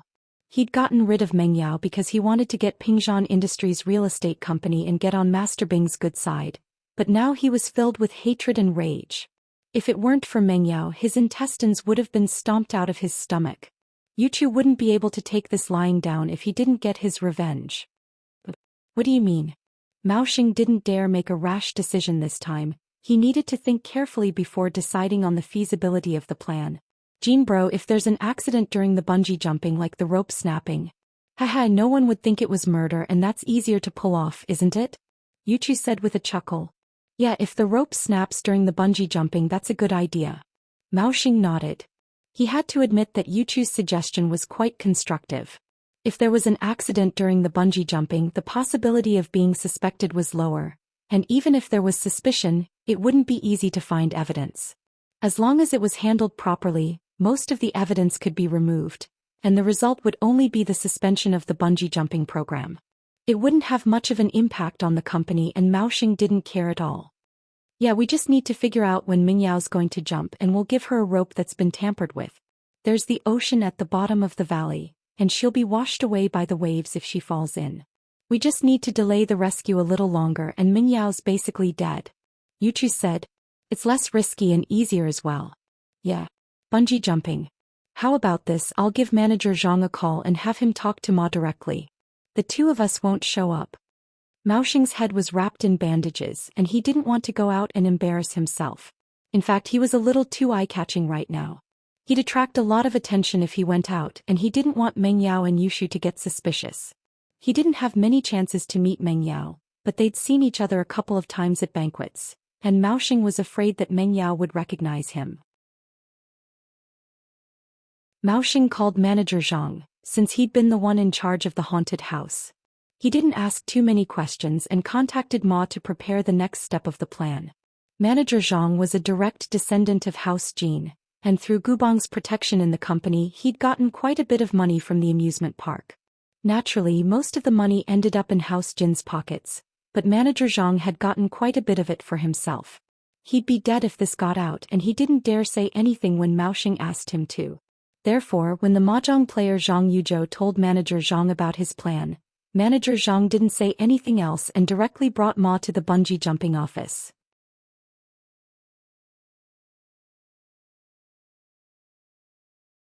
Chapter 267. Wait and see. Bungee jumping is a new and exciting outdoor leisure activity.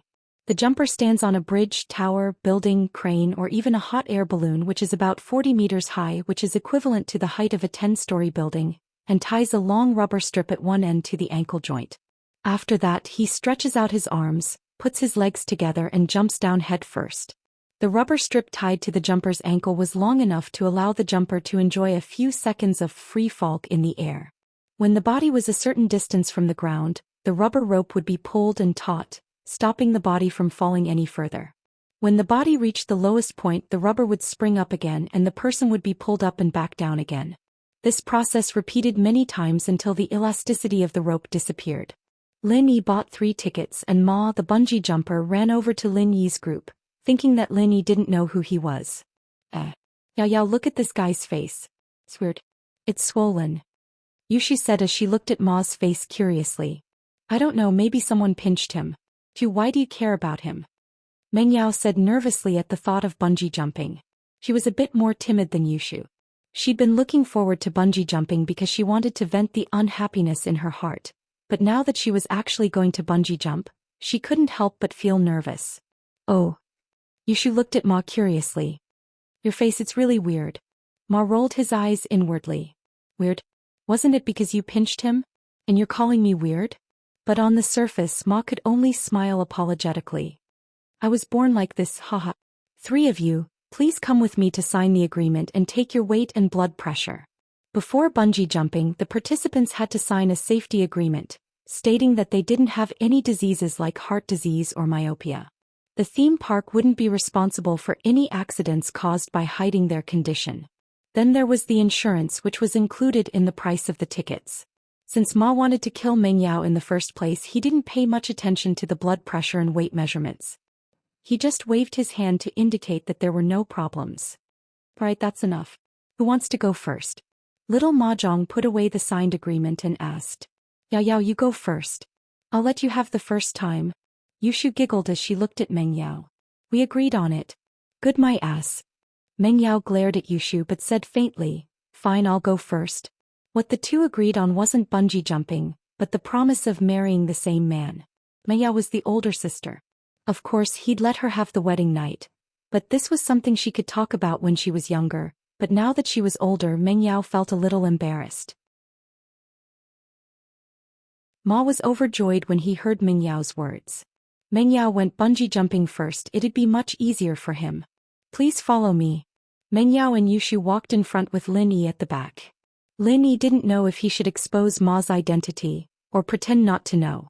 Lin Yi didn't know how Pingzhan's arrangements were going, so he didn't want to alert the enemy. After some hesitation, he dialed up Faubert's number. Lin Yi wanted to see what Faubert had to say. Faubert, it's Lin Yi. I'm at the theme park and there's someone trying to harm Miss Chu. Should I expose him or? Lin Yi said softly. Hold on, I'll ask Mr. Chu. Faubert said and the phone went silent. After a while, Faubert's voice came through again. Mr. Lin, I've talked to Mr. Chu. He said that it's best if you don't alert the enemy. He's in the middle of setting up a trap and he's worried that the enemy might do something desperate if you alert them. I understand, I'll wait and see. Lin Yi nodded. Of course, this is under the premise that Yao Yao's safety is guaranteed. If someone threatens Yao Yao's safety, please don't hold back, Mr. Lin. Faubert added. Of course, I'll protect Yao Yao and Shu. But Faubert, if you have time, it's best if you come to the theme park as well. I want to follow them after this and see who's behind them. Lin Yi said. Alright, I'll head over now. I'll drive fast and I'll be there in about 20 minutes. Where are you at the theme park? Faubert asked. Bungee jumping here. Lin Yi said. Okay, I'll be right there. After hanging up the phone with Faubert, Lin Yi quickly followed up. He acted as if he was just answering a call from a friend. Someone at Ma's level didn't notice anything wrong at all. As far as he was concerned, Lin Yi didn't know that he was the faceless man in the haunted house yet. Lin Yi followed, only to see that Meng Yao was already tying the rope around her body under Ma's guidance. Lin Yi frowned. He wanted to stop her but he remembered Faubert's words. He hesitated. Pingzhan didn't want him to alert the enemy, but what if these people did something to Meng Yao while she was bungee jumping? It'd be too late even if Lin Yi wanted to save Meng Yao. The best way was for Lin Yi and Meng Yao to bungee jump together. That would reduce the risk to the lowest, but would Meng Yao agree to it if the two of them were tied together? Just as Lin Yi was thinking about his next move, Meng Yao looked at the waves at the bottom of the cliff.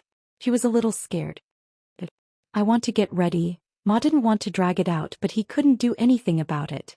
The rope was tampered with and only Meng Yao could use it, other tourists couldn't use it. Ma was reluctant, but he could only smile. Then get ready. But it's not a big deal, it's your first time bungee jumping, you'd be scared. You just close your eyes and go down, and when you open your eyes again, you'll see the world before you. Ma had bungee jumped before, so he was able to make sense of the situation. Meng Yao didn't suspect anything, but Lin Yi had seen through it a long time ago. He couldn't help but find it funny. Meng Yao's cowardice gave Lin Yi time to react. He walked to Meng Yao's side and picked up the rope Meng Yao was hanging from, wanting to take a closer look at it.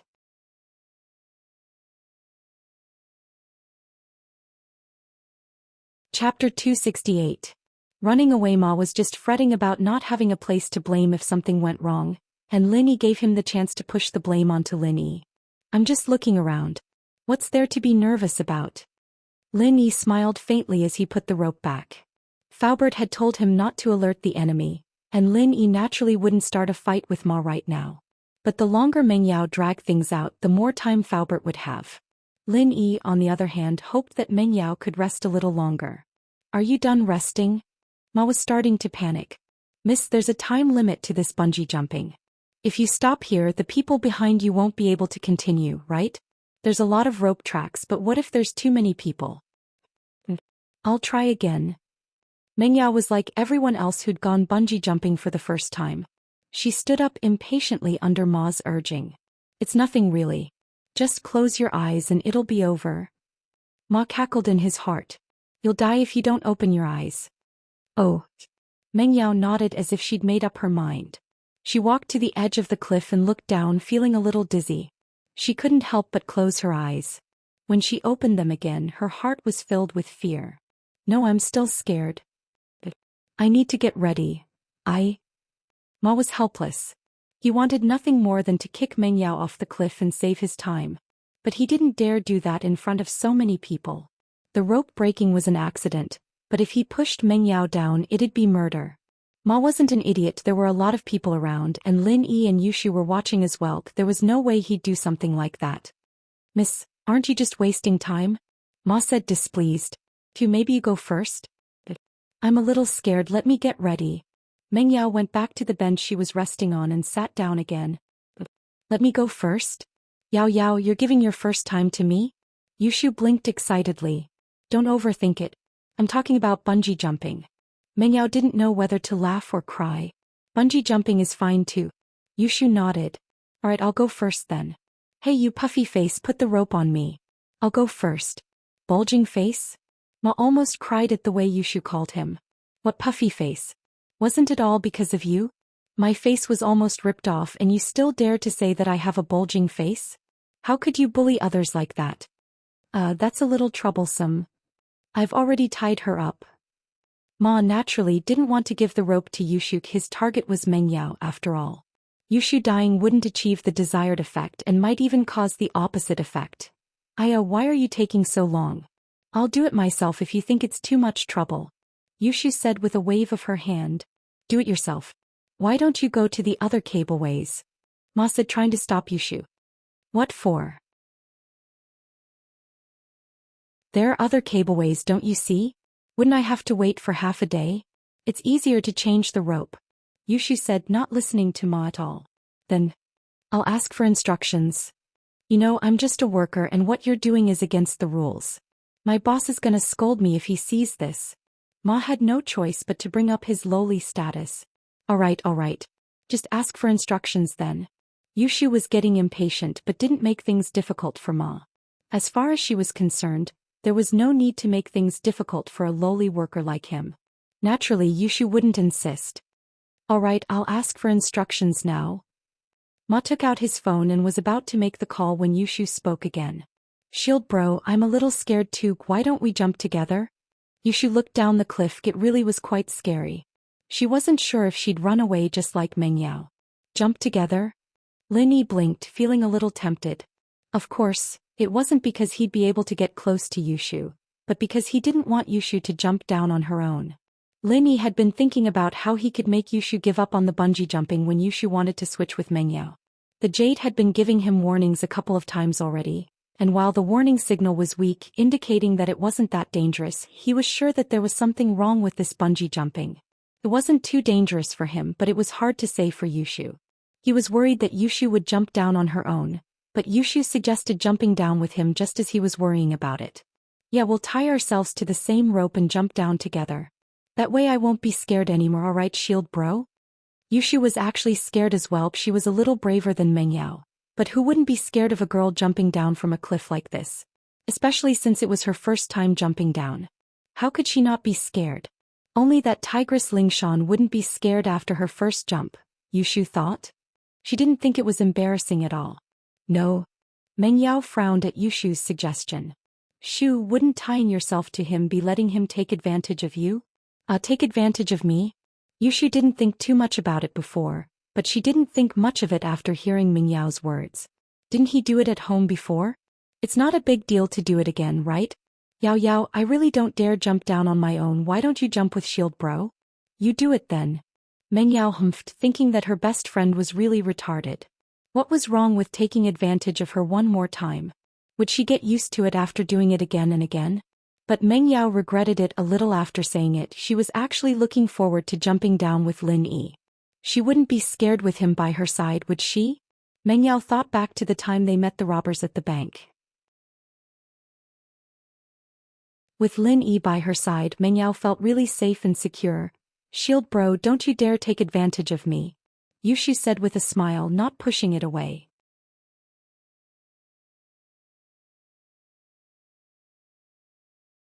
Chapter 269. The two jumped together. Ma was just going to pretend that he was making a phone call and reject Mengyao's request. But Yushu's request to bungee jump with Mengyao made him think of something else. This man seemed to be one of the boss's troubles. If he could kill this man this time, it would not be a waste of his efforts. Thinking of this, Xiao Ma did not dare to act on his own. He called Zhang Yuzhou. Yuchu bro, something's happened, Ma said in a hushed voice. Oh, what's wrong now? Yuchu's heart tightened. The plan couldn't have failed again, could it? Mengyao was ready to bungee jump with the rope already, but she suddenly got scared and didn't dare jump anymore. Ma said in a hushed voice. Scared? Yuchu frowned. If she really doesn't want to jump, then don't force her. Don't lose the bigger picture. No, Yuchu bro, the problem is that Yushu's planning to jump and she's using the rope we tampered with before. Yuchu interrupted Ma before he could finish. That's not it, Yuchu bro. It's best if we don't touch that Yushu, it'll cause big problems. Yuchu didn't know what kind of background Yushu had, but he'd heard that even Sihua bro's backer was wary of her. She wasn't someone to be messed with easily. He's going to bungee jump with that Lin Yi. I think it's an opportunity, Ma said. Lin Yi bungee jump with her? Wait. Yuchu was a little tempted, but he couldn't make the decision on his own. He needed to discuss it with Mao Xing first. Putting the phone aside, Yuchu repeated Ma's words to Mao Xing. Mao Xing hesitated for a moment before gritting his teeth. Do it. Yushu's death would cause trouble, but it was an accident in Pingzhan's theme park. With the Chen's and Chu's relationship, they wouldn't hold a grudge against Yushu. At most they'd just push out a scapegoat. But now that Lin Yi's dead, it'll be much easier for us to deal with Mengyao next time. Yuchu nodded, relaying Mao Xing's message to Ma, who naturally wouldn't stop Yushu from bungee jumping with the approval of the two bosses. Instead he guided Yushu and Lin Yi together. Finally done. But shield bro, this rope's too tight. I'm having trouble breathing, Yushu said with a deep breath. Lin Yi's heart skipped a beat as he felt the softness of Yushu's chest, and his body started reacting a little. Lin Yi was just an 18-year-old boy after all, and it was only natural that he'd be moved by the idea of being tied up so intimately with a girl. Especially a beautiful girl with a good figure. And it wasn't that Lin Yi didn't like her, at least he had a good impression of her. So, it was normal for him to have a reaction. Lin Yi was a little awkward. He was about to explain when Yushu spoke up. Shield bro, what's that? Is it killing me? Ugh. Lin Yi blinked as he looked at Yushu's innocent face. He didn't know what to say. What's wrong? Yushu looked at Lin Yi, puzzled. She understood what was going on in the next moment. Yushu wasn't an ignorant girl after all, she'd been in health classes before. Her face reddened a little as she shifted unnaturally, whispering threateningly. Shield bro, are you having some unhealthy thoughts? Yushu would have been fine if she hadn't moved, but now that she'd moved, Lin Yi's reaction intensified. Yushu's words were like a fuse. Was that a threat? Why did it sound like she was acting coquettishly? But Lin Yi was still very strong, it only took him a split second to recover. He knew that this was how Yushu usually talked to himself, she wasn't trying to seduce him or anything like that, and he was flirting with her best friend in front of the Mississippi, wasn't that suicidal? He looked at Meng Yao who was at the side and saw that her face was dark. He quickly turned his head away innocently, but the rope around his waist really couldn't be moved. It was supposed to be tied to one person, but with two people tied to it there wasn't much space left. Remembering that he was on a mission, Lin Yi suppressed the fire of lust in his heart and didn't do anything further. His body's reaction started to return to normal as well. A mission was a mission, Lin Yi was very clear about that, he couldn't get involved with his employer. That was a big taboo in the industry. Back then with that in mind, Lin Yi's heart grew heavy once more. Even with Yushu in his arms, Lin Yi didn't have the same impulsiveness as before. This was the last mission, he hoped that he'd be able to complete it smoothly. That way he wouldn't have to be bound by the rules of the industry anymore. Are you ready? Ma didn't have time to watch Lin Yi and Yushu flirt with each other, he had to get rid of the two as soon as possible and report back to the boss. Alright, can we jump now? Yushu wasn't as scared as before with Lin Yi by her side. She looked down the cliff and grabbed Lin Yi's arm. Shield bro, you have to hug me later, but don't take advantage of me. Lin Yi nodded. Lin Yi would have done it even if Yushu hadn't said it. The jade was ringing once more, there was definitely something wrong with the rope. Why wasn't Faubert here yet?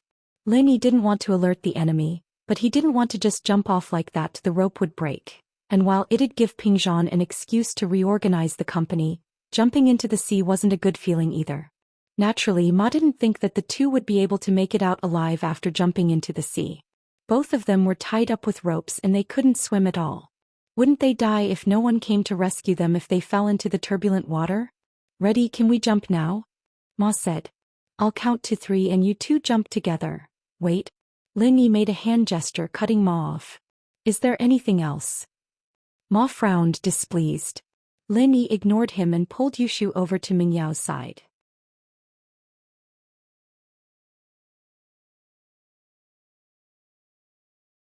Chapter 270. Chapter 270. Something happened. Lin Yi walked up to Meng Yao, lowering his head and putting his lips next to Meng Yao's ear. What are you doing? Meng Yao jumped in fright. Lin Yi's actions were a little ambiguous, especially when his breath was right beside her ear. It gave Meng Yao a weird feeling. Meng Yao subconsciously turned her head to the side, a little annoyed. Wasn't it enough that the guy was messing with her best friend? Was he messing with her now? Faubert be here soon. Don't panic if something happens to me and Shu later, don't move. Just wait here for Faubert. Lin Yi didn't answer Meng Yao's question, instead quickly whispering into her ear. Mei Yao blinked. She was just about to ask Lin Yi what was going on when Lin Yi stood up and smiled at her before walking to the edge of the bungee jumping platform with Yushu. Pingzhan had told Lin Yi to wait and see, not wanting to fall out with Gubong so soon. There were still a lot of things in the company that hadn't been completed yet, and Gubong still had a lot of power in his hands. Falling out with him now would only make him more desperate. But Pingzhan never would have guessed that these people were trying to kill Meng Yao. He wouldn't have let Lin Yi jump in if he'd known that it would be dangerous, even if he had to go all out with them. But Lin Yi didn't really mind. He wouldn't die even if he did, and Pingzhan could use this as an excuse to reorganize the company. An accident at an amusement park wasn't a small thing. It was just an accident at best, but the amusement park was Gubong's business. Gubong wouldn't be able to escape the blame if something happened to the amusement park. We can start now. Lin Yi said to Ma. Alright, I'll count to 3 and you guys jump. It's no big deal, just close your eyes at first. Ma said to Lin Yi and Yushu in a very professional manner. Lin Yi nodded. Bungee jumping. It wasn't exciting at all for him. Jumping off cliffs and into the sea was a common occurrence for Lin Yi and he was used to it. Yushu on the other hand was a little scared. Lin Yi could feel the girl's breathing quickening, a layer of sweat forming on her face. 1, 2, 3, jump. Ma was worried that Yushu would go back on her words again, but he pushed her away, causing her to stumble and fall towards the cliff with Lin Yi. Lin Yi was trying to buy some time for Faubert to come, but he didn't expect Ma to be this impatient. He was such an eyesore, but did the person behind him want him dead that badly? Ma had only pushed Yushu a little, and Lin Yi could have easily stabilized his footing. But that would definitely cause a conflict with Ma, so Lin Yi decided to jump off. The amusement park was a public place, and Lin Yi couldn't just kill Ma even if he were to turn against him. Turning against him would only make the person behind Ma desperate. Lin Yi didn't know the specifics of the mission, but Pingzhan was his first employer, and he had to be responsible for his employer's plans. Oh! Yushu shrieked as her arms tightened around Lin Yi, forgetting that she had to spread her arms out when bungee jumping. "Shu, you're hugging me to death." Lin Yi was hurting from Yushu's arms. "Shield bro, I'm so scared." Ugh!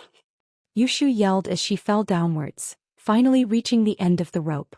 The two of them paused for a moment before bouncing up with the help of the rope's elasticity. "It's okay, you can open your eyes now," Lin Yi said, thinking that Ma would definitely do something to the rope and he and Yushu would fall into the sea. He'd wanted to find a place to land on the cliffside, but the cliffside was too slippery.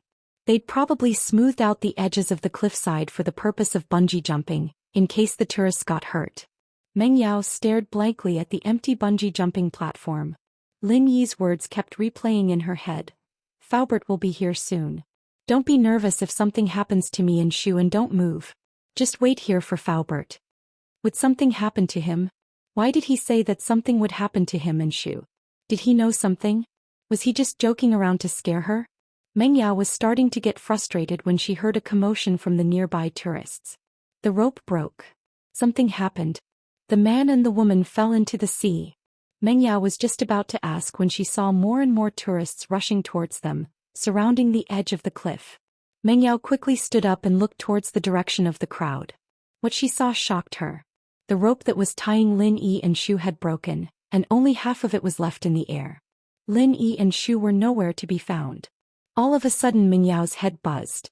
She was dumbfounded. Did something happen to Lin Yi and Yushu? Just like that? Meng Yao pushed her way through the crowd, yelling Yushu's and Lin Yi's names at the top of her lungs. "Miss, are you a friend of the two who fell in?" An old auntie looked at Meng Yao sympathetically. "My condolences, miss. I heard that they didn't even show their heads when they fell in." Meng Yao felt like all her energy had been sucked out of her body after hearing the old auntie's words. She stared blankly at the rapid waves below. What's wrong with this theme park? Why is it so unsafe? They've been in there for so long and there's no one to save them. Who's going to come here next time?" "Yeah, I just bought a ticket. It's lucky that they haven't started jumping yet. Who knows if I'd fall in too." The crowd was talking about Lin Yi and Yushu's bad luck, but no one was willing to jump into the sea to save them. It wasn't that people were too cold-blooded, but they might die before they could save them. Thinking back to what Lin Yi said to her before he jumped, Meng Yao suddenly understood. Had Lin Yi sensed the danger? Why else would he tell her not to worry if something happened to him and Shu?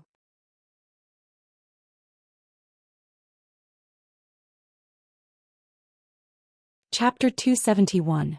To solve the problem easily. Lin Yi, you bastard. Why did you jump when you knew you'd be in trouble? Are you stupid? Meng Yao didn't understand, but she wasn't stupid. It didn't take long for her to understand why Lin Yi would say something like that. He must have noticed something, and the accident this time was targeted at her.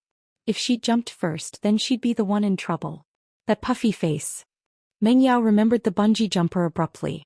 She raised her head to look for him, but Ma was nowhere to be found. What made Meng Yao feel relieved was that Lin Yi must have had a reason for jumping even though he'd sensed the danger. He should be fine. Meng Yao didn't understand why Lin Yi would do that, but she calmed herself down. Lin Yi had jumped in for her.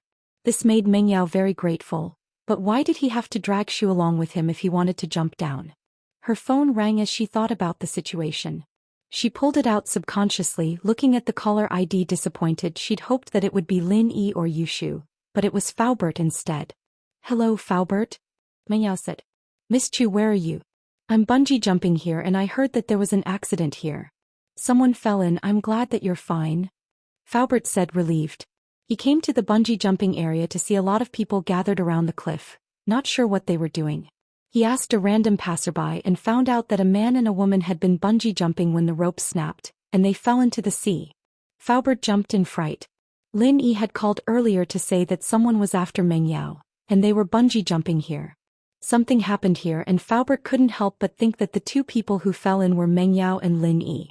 Cold sweat started forming on his forehead. But Faubert calmed down a lot when he heard Meng Yao's voice. Faubert, Lin Yi and Shu are in trouble, they fell in. Meng Yao was feeling uneasy, but the calm look on Lin Yi's face gave her confidence in Lin Yi. She was sure that Lin Yi would be fine. Although Lin Yi looked like a cheeky guy, he was able to solve every crisis easily. For example, the robbery at the bank or the chandelier incident at the underground parking lot of Pingshan Tower. He was always able to find and solve the crisis easily. So, since Lin Yi knew about the danger beforehand, he wouldn't take the risk knowing that it was dangerous. There was only one reason for him to do so, and that was because he had absolute confidence. What? Lin Yi and Shu fell in? Faubert was shocked and his tone changed. Although he was worried that Meng Yao would be the one who fell in, he couldn't let it be Lin Yi and Shu. Faubert, where are you? There are a lot of people here and I can't tell you in detail. But I think they're fine. Meng Yao had regained her usual calmness. As a rich girl, she wasn't just a materialistic person. With her brain and IQ, it was easy for her to figure out the crux of the problem. Lin Yi wasn't an idiot and he wouldn't do anything rash. Lin Yi wasn't someone who liked to drag others into trouble either. It could be seen from how he took a bullet for a girl he didn't know in the bank robbery case. So he brought Shu with him. He wouldn't drag Shu into this. She didn't know when it started, but Lin Yi had become omnipotent in Meng Yao's heart. It was an inexplicable sense of trust. Meng Yao didn't want to admit it, but the truth was the truth. I see you, Miss Chu. Faubert's voice came from behind Meng Yao and he hung up. In front of the bungee jumping valley, Faubert's Bentley was parked. This car belonged to the chairman of Pingshan Industries, and all the staff here recognized it. This car could be parked anywhere in the park. Li Fu fell into deep thought after listening to Meng Yao's narration. The tension he felt earlier had loosened up quite a bit. If what Meng Yao said was true and Lin Yi jumped down knowing that it was dangerous, then he was either an idiot or he was completely confident that he would be fine. Obviously Lin Yi wasn't an idiot. Even if Faubert had told Lin Yi not to alert the enemy, there was no need for Lin Yi to jump into danger. But Faubert couldn't understand why Lin Yi would do something like that. He reported it to Pingshan as soon as possible. Pingshan was stunned when he received Faubert's message. Then he started laughing. Meng Yao heard the laughter on the phone. She frowned and grabbed Faubert's phone, unhappy. Daddy, Shu and Lin Yi are in trouble. Why are you laughing? I'm laughing, of course I'm laughing. The problem that's been bothering me for so many days has finally been solved. Pingshan laughed. I didn't think that Mr. Lin would give me such a big gift. Daddy, what are you talking about? What big gift? What do you mean? Meng Yao didn't know what Lin Yi was talking about. Ah, Yao, give the phone to Faubert. I'll talk to him and let Faubert explain it to you. Pingshan was in a good mood. Not only was he not affected by Lin Yi and Yushu's situation, but he was actually very happy. Meng Yao handed the phone back to Faubert, who took it. Mr. Chu, Li Fu, I didn't think that Lin Yi would do something like this. Our problem has been solved. Pingshan said with a smile. Mr. Chu, you mean? Faubert's eyes lit up. He was an old friend of Pingshan's and he understood what Pingshan was trying to say. That's right. Inform the shareholders that we'll have a shareholders meeting tomorrow, Sunday at 8. Pingshan was really impressed with Lin Yi. What a beautiful move. Pingshan had been trying to gather power in the company a couple of times, but the results weren't very good. After all, he was the chairman, but there were still other shareholders. Even if he wanted to gather power, he'd have to ask them first, right?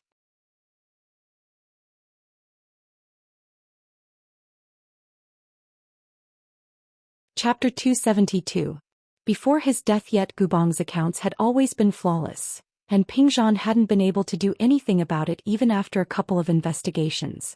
Pingshan wanted to go all out with Gubang right away, but he didn't have the guts to do so. Gubang's power in the company was too great, and if he was forced into a corner, it wasn't impossible for him to contact the other shareholders in secret to go against the chairman. That was why Pingzhan had told Lin Yi to observe the situation and act as if he didn't know about Gubong's scheme. But Lin Yi had played along and blown things up. The theme park was one of the businesses Gubong was in charge of, and logically speaking an accident at the theme park could be a big deal. But this was exactly what Pingzhan had been waiting for all this time. The one in trouble was Yushu, the treasurer of House Qin. An accident had happened at the theme park Gubong was in charge of, and Pingzhan believed that no one would object if he were to use this incident to weaken Gubong's authority in the board of directors. It was a small matter, but it wasn't a small matter when it involved House Qin. The shareholders all knew how powerful House Qin was, and if they were to find out that something had happened to Yushu and that the board of directors hadn't dealt with the person responsible, things would get out of hand. As a result, no one would stand up for Gubong. It was his fault for being in charge of the theme park. Whether or not he was responsible, he was still the person in charge. Gubong's power had been reduced and he couldn't do anything about it. Lin Yi's move was quite a beautiful one too, making it so that Gubong didn't know that Lin Yi had seen through their plan. With that kind of wishful thinking, Gubong wouldn't go all out against Lin Yi, since he was still fantasizing about making a move on Meng Yao again. This time he could use this incident to take back all the entertainment businesses Gubong was in charge of. The company's hotels, nightclubs, karaoke, amusement parks and carnivals were all cash cows. Who knew how much money Gubong had embezzled from them all these years? The first step was to take back control of these businesses, and the next step would be much easier to check on. Slowly boiling the frog, Pingzhan wanted to make Gubong lose his power bit by bit, leaving him a sliver of hope every time he attacked him. That was the only way to get rid of this scum without hurting the company's profits. Faubert explained Pingzhan's intentions to Meng Yao, and while Meng Yao didn't know much about company politics, Faubert's explanation was very simple. Lin Yi had done his daddy a huge favor this time. Lin Yi, on the other hand, had no idea how excited Pingzhan was. He just thought that it was just a random thought, thinking that the theme park incident might bring some benefits to Pingzhan, but he didn't know that Pingzhan had a plan in place. The rope snapped the second time and Lin Yi and Yushu fell straight into the rushing water. Yushu finally dared to open her eyes. She wanted to experience the feeling of bungee jumping, only to see the rope snap and her head getting closer and closer to the water. Shield bro. Yushu didn't expect the rope to snap like this. Wouldn't it be over if they fell? Yushu's 18 years of life flashed through her mind like a movie as she watched herself plunge headfirst into the water. Was she going to die? Yushu felt the threat of death looming over her as she hugged Lin Yi tightly. Shield bro, I don't want to die. I haven't lived enough yet. I haven't been in a relationship. I haven't had a boyfriend. I haven't had a kiss. Lin Yi was speechless. There was no way she could die with him here. With a splash, the two fell into the seawater. Yushu was still yelling and didn't react in time, and the seawater went into her mouth. Glug, glug. Bubbles started coming out of her mouth. Lin Yi wanted to cover Yushu's mouth with his hand so that she'd stop moaning. She'd really choke to death if she did that, but Yushu's arms were wrapped around him like an octopus and he couldn't move at all. In a moment of desperation, Lin Yi kissed Yushu fiercely, blocking her mouth to stop the seawater from pouring in. Yushu was still in a daze, so she didn't feel anything when the seawater poured into her mouth, but she did when Lin Yi kissed her. She opened her eyes wide, trying to look at Lin Yi, but she couldn't open her eyes in the water. Oh? Did this count as Shield Bro fulfilling her wish before she died? She just said that she'd never been in a relationship, that she didn't have a boyfriend, that she'd die without a kiss. And now Shield Bro was kissing her. Yushu felt her cheeks heating up. Was Shield Bro her boyfriend? Probably, since they'd confessed to each other. Yushu comforted herself. If that was the case, then so be it. Dying together with Shield Bro wasn't something she'd lived in vain. Lin Yi wanted to break free from Yushu's arms, but the current was a little strong, and the two of them were tied together by the waist and feet. Yushu was hanging from his body as well, and Lin Yi couldn't swim at all. In just a short while, the seawater had washed the two of them far away. Lin Yi finally broke the surface with Yushu in his arms, and saw that there was no end in sight. Fu. Lin Yi moved his hands away from Yushu's mouth and took a deep breath. Fortunately, Lin Yi could hold his breath underwater for a long time, or he'd be dead already. Yushu, on the other hand, had already fainted in his arms. Lin Yi reached for his shoe and pulled out a blade, cutting the rope around their ankles. Lin Yi didn't touch the rope around their waists, leaving Yushu tied to his body. It'd be safer for him to carry her. The blade in his shoe was Lin Yi's ace in the hole. He'd used it on 2 of Xihua's golden class masters earlier, and he didn't expect to use it again so soon. He put the blade back in his shoe and Lin Yi narrowed his eyes as he looked at the sun in the sky, trying to figure out where he was. After a while Lin Yi took a deep breath and swam to his left with Yushu. Swimming with another person was a very taxing task, but after practicing the art of dragon mastery he didn't feel tired at all. He only needed to chant the incantation once and his spirit would be refreshed again.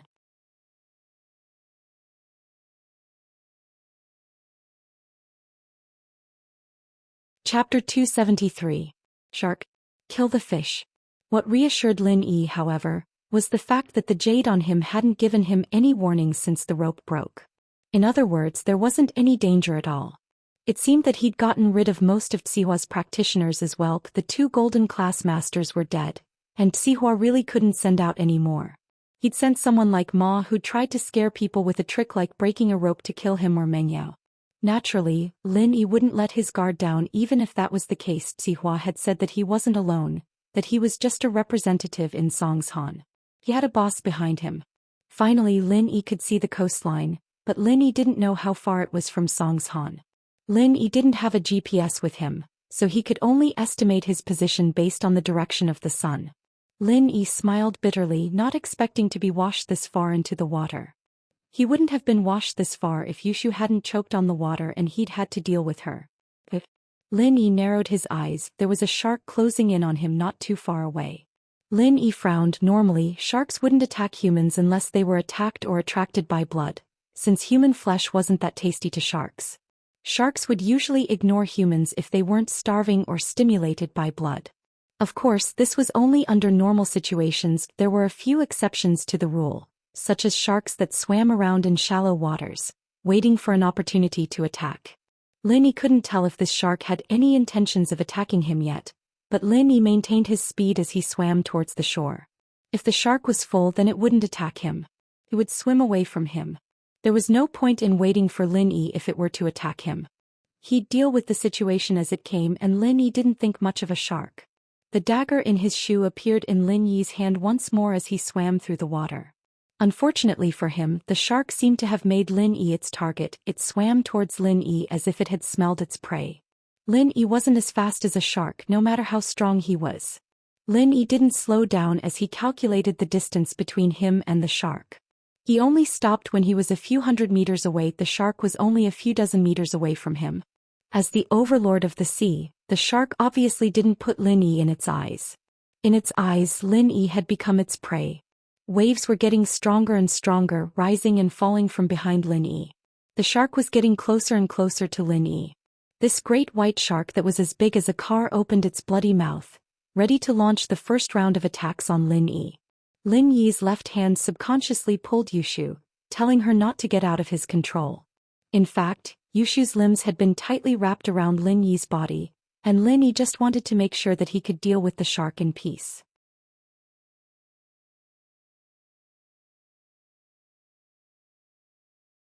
But taking advantage of Yushu while she was unconscious, Lin Yi couldn't bring himself to do it. He didn't have a choice in the sea before, but there was another way now.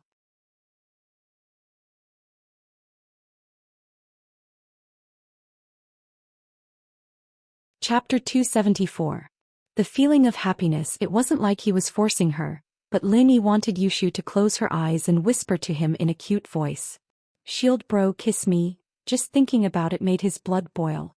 And so Lin Yi didn't want to take advantage of the situation. It was the same reason Lin Yi wanted to see what was going on in Yushu and Mingyao's room, but he didn't do it.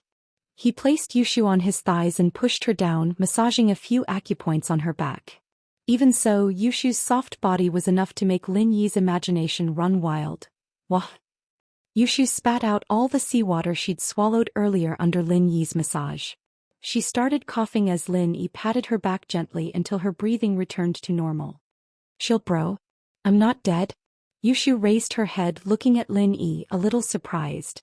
"Or are we dead and this is heaven?" "You're not dead, but this isn't heaven," Lin Yi said, finding it funny. Yushu lying on top of him was very comfortable, but Lin Yi didn't want to take advantage of her. Yushu wasn't his girlfriend after all. Lin Yi wouldn't hold back if it had been Tang Yun. I'm not dead? So you're the one who saved me? Yushu was very excited at Lin Yi's words as she climbed up from Lin Yi's body. She wanted to dance, but her body was too weak from all that torment. She stumbled and almost fell to the ground. Ugh. Yushu cried out as she held on to Lin Yi. Shield bro, are we really not dead? Nope, I'm here. How could you die that easily? Lin Yi rolled his eyes. Wasn't it too easy to die? Lin Yi would have killed himself if falling into the sea could kill someone. I knew Shield bro's the best. Yushu felt that it was great to be alive. Shield bro, did you kiss me earlier? That wasn't a kiss, I was just blocking your mouth. You'd choke to death otherwise. Lin Yi tried to justify his actions. In actuality, it was just a different name and the nature of the kiss was the same. Oh, then did you give me CPR when you saved me? Yushu's face was a little red as she spoke. I heard that CPR requires mouth to mouth and you have to press on someone's chest as well. Did you take advantage of me? Didn't you see how you looked when you woke up? Lin Yi smiled bitterly. I don't need CPR to save people. Oh. Yushu didn't think that Lin Yi would lie to her, but she did feel a little disappointed. Shield bro could have taken advantage of her, so why didn't he? Shield bro doesn't like me? My phone is broken. Check to see if yours is broken. Then call Faubert to let him know you're safe. Lin Yi fiddled with his phone a few times and then regretfully put it away.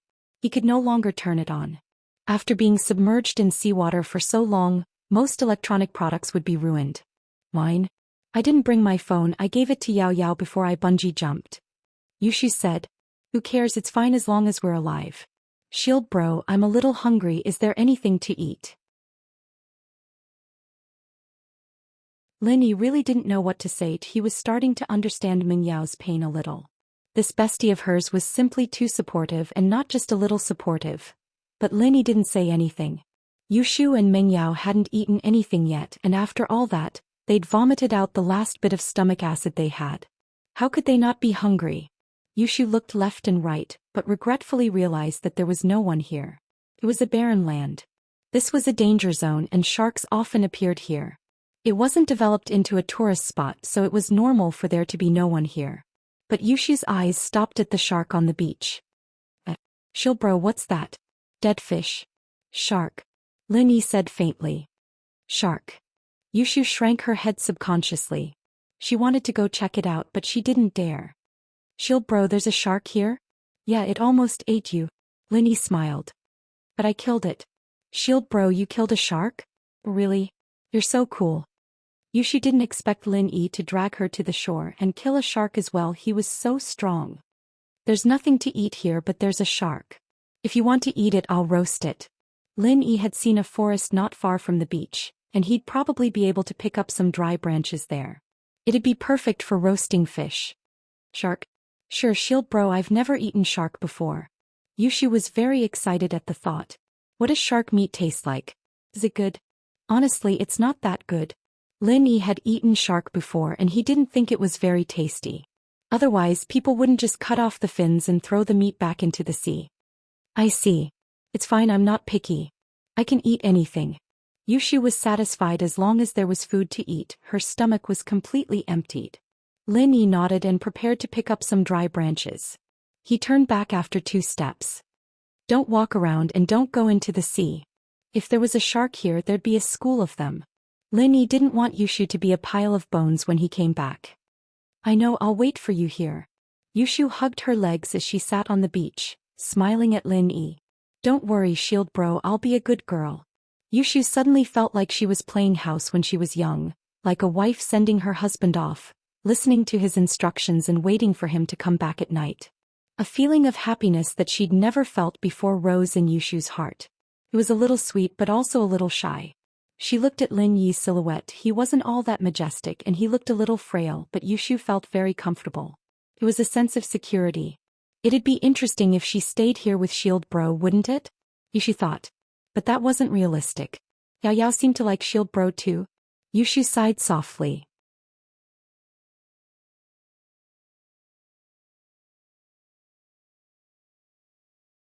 Chapter 275.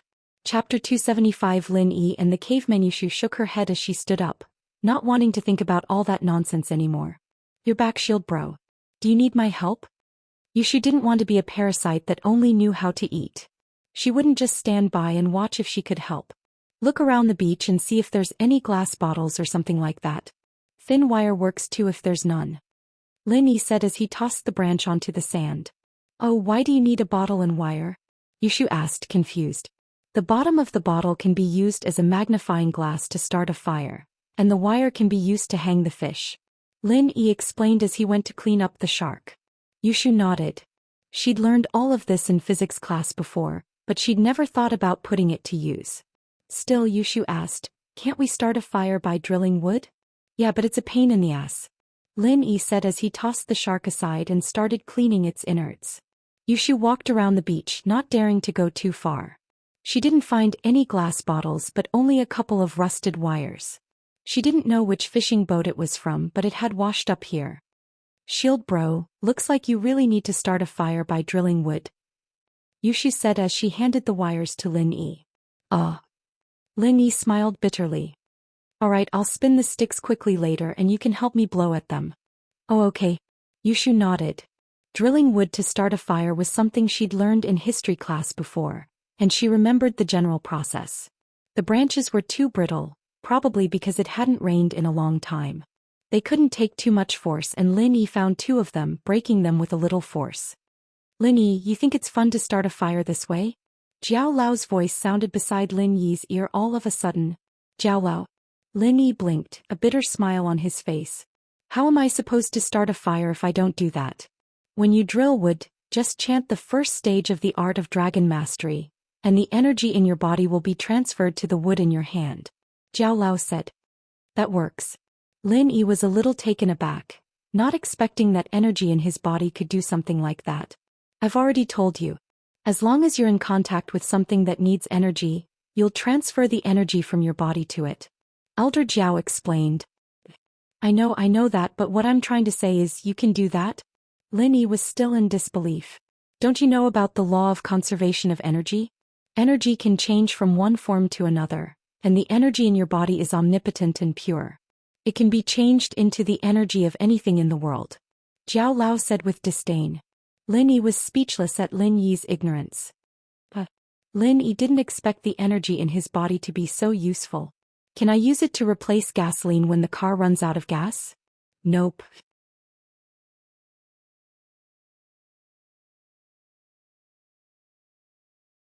She took a small bite and swallowed it whole. The shark's bones were bigger than the rest and he'd already removed them from the meat. She didn't have to worry about the bones getting stuck in the meat.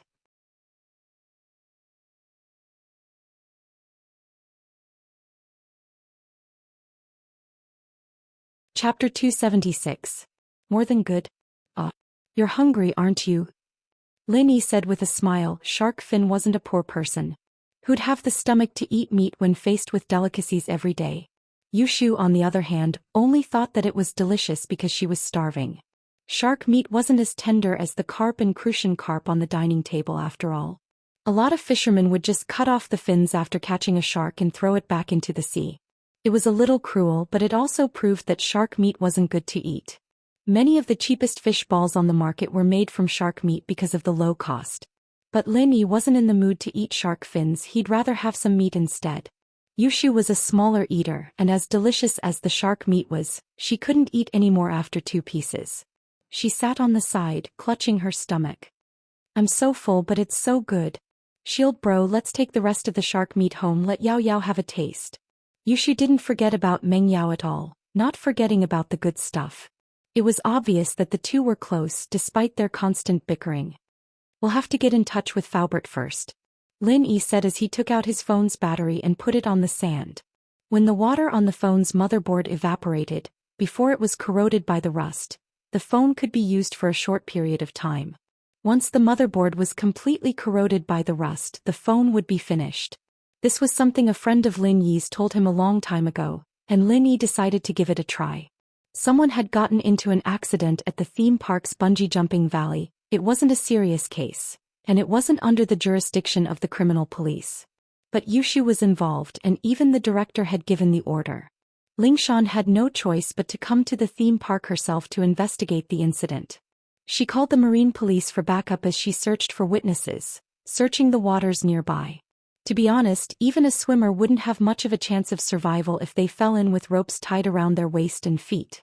How were they supposed to swim when their entire body was tied up? Lingshan paused when she heard that Lin Yi was there as well. That man was there too?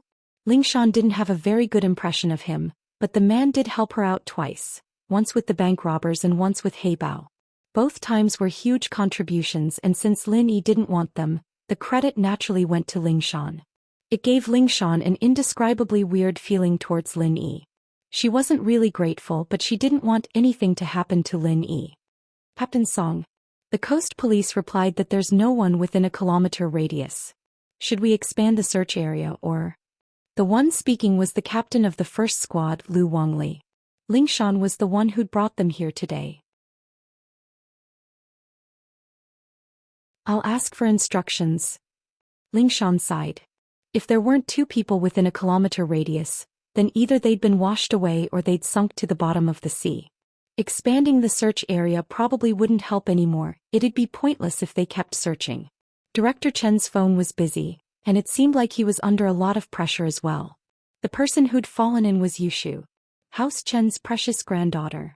One could only imagine the consequences if she were to die like this. Lingshan dialed Huaijuan's number. Huaijuan had been promoted to the vice director position, and was in charge of the criminal and economic teams. Other than Director Chen, Huaijuan was Lingshan's direct superior. What's wrong, Song? I'm having a meeting in the province. Huaijuan said after getting the call. You're not at the police station? Lingshan blinked, not expecting Huaijuan to be absent today. You still don't know about the theme park? What happened at the theme park? Huaijuan really didn't know what happened at the theme park. His phone was turned off during the meeting, and now that he was taking a break from the meeting, he turned it on to see if there were any urgent messages from his subordinates. Lingshan called him not long after. Yushu and your friend Lin Yi were bungee jumping when the rope snapped and the two fell into the sea, Lingshan reported. I've contacted the marine police to help search a kilometer out, but they didn't find the two. The marine police asked if we should expand the search area or... But I personally think that the two were tied together and fell into the sea. Even if they know how to swim, they're probably dead. The odds are against him. Huaijuan repeated the 4 words oddly, not knowing what to say. He found it hilarious and didn't know what to say. Huaijuan's heart skipped a beat when he heard Yushu's name. It wouldn't be a small matter if something happened to Yutian's sister. But when he heard that Yushu fell into the sea with Lin Yi, he calmed down. Even he wouldn't die in a situation like this, much less Lin Yi. With Lin Yi there, Yushu would be safe for sure. Lingshan, on the other hand, was thinking too much. Yes, if we can't find them within a kilometer, then they're either washed away by the waves, or they've sunk to the bottom of the sea. Lingshan said. No matter which one it is, there's no hope of survival. Song, you can call the marine police back. Huaijuan said. You're saying that we're giving up on the search? Lingshan was thinking the same thing, but this was related to Yushu and it was quite a headache for her. She didn't have a good impression of Yushu's brother, but work and life were two different things. Give up? Who said we're giving up? Huaijuan smiled. But Captain Yang, didn't you tell the marine police to call them back? Lingshan blinked. Calling them back doesn't mean we're giving up on the search. Huaijuan said. I didn't tell you to call them back. But we. Lingshan didn't understand. How are we supposed to search if the marine police can't find them? Who told you to search in the sea? Get your people to look for a speedboat and search along the coastline. Maybe you'll find them. Huaijuan said as he pointed out a shortcut. You're tuning in to the Romantic Tales YouTube channel. Don't forget to subscribe and join us on this journey to catch the most captivating stories.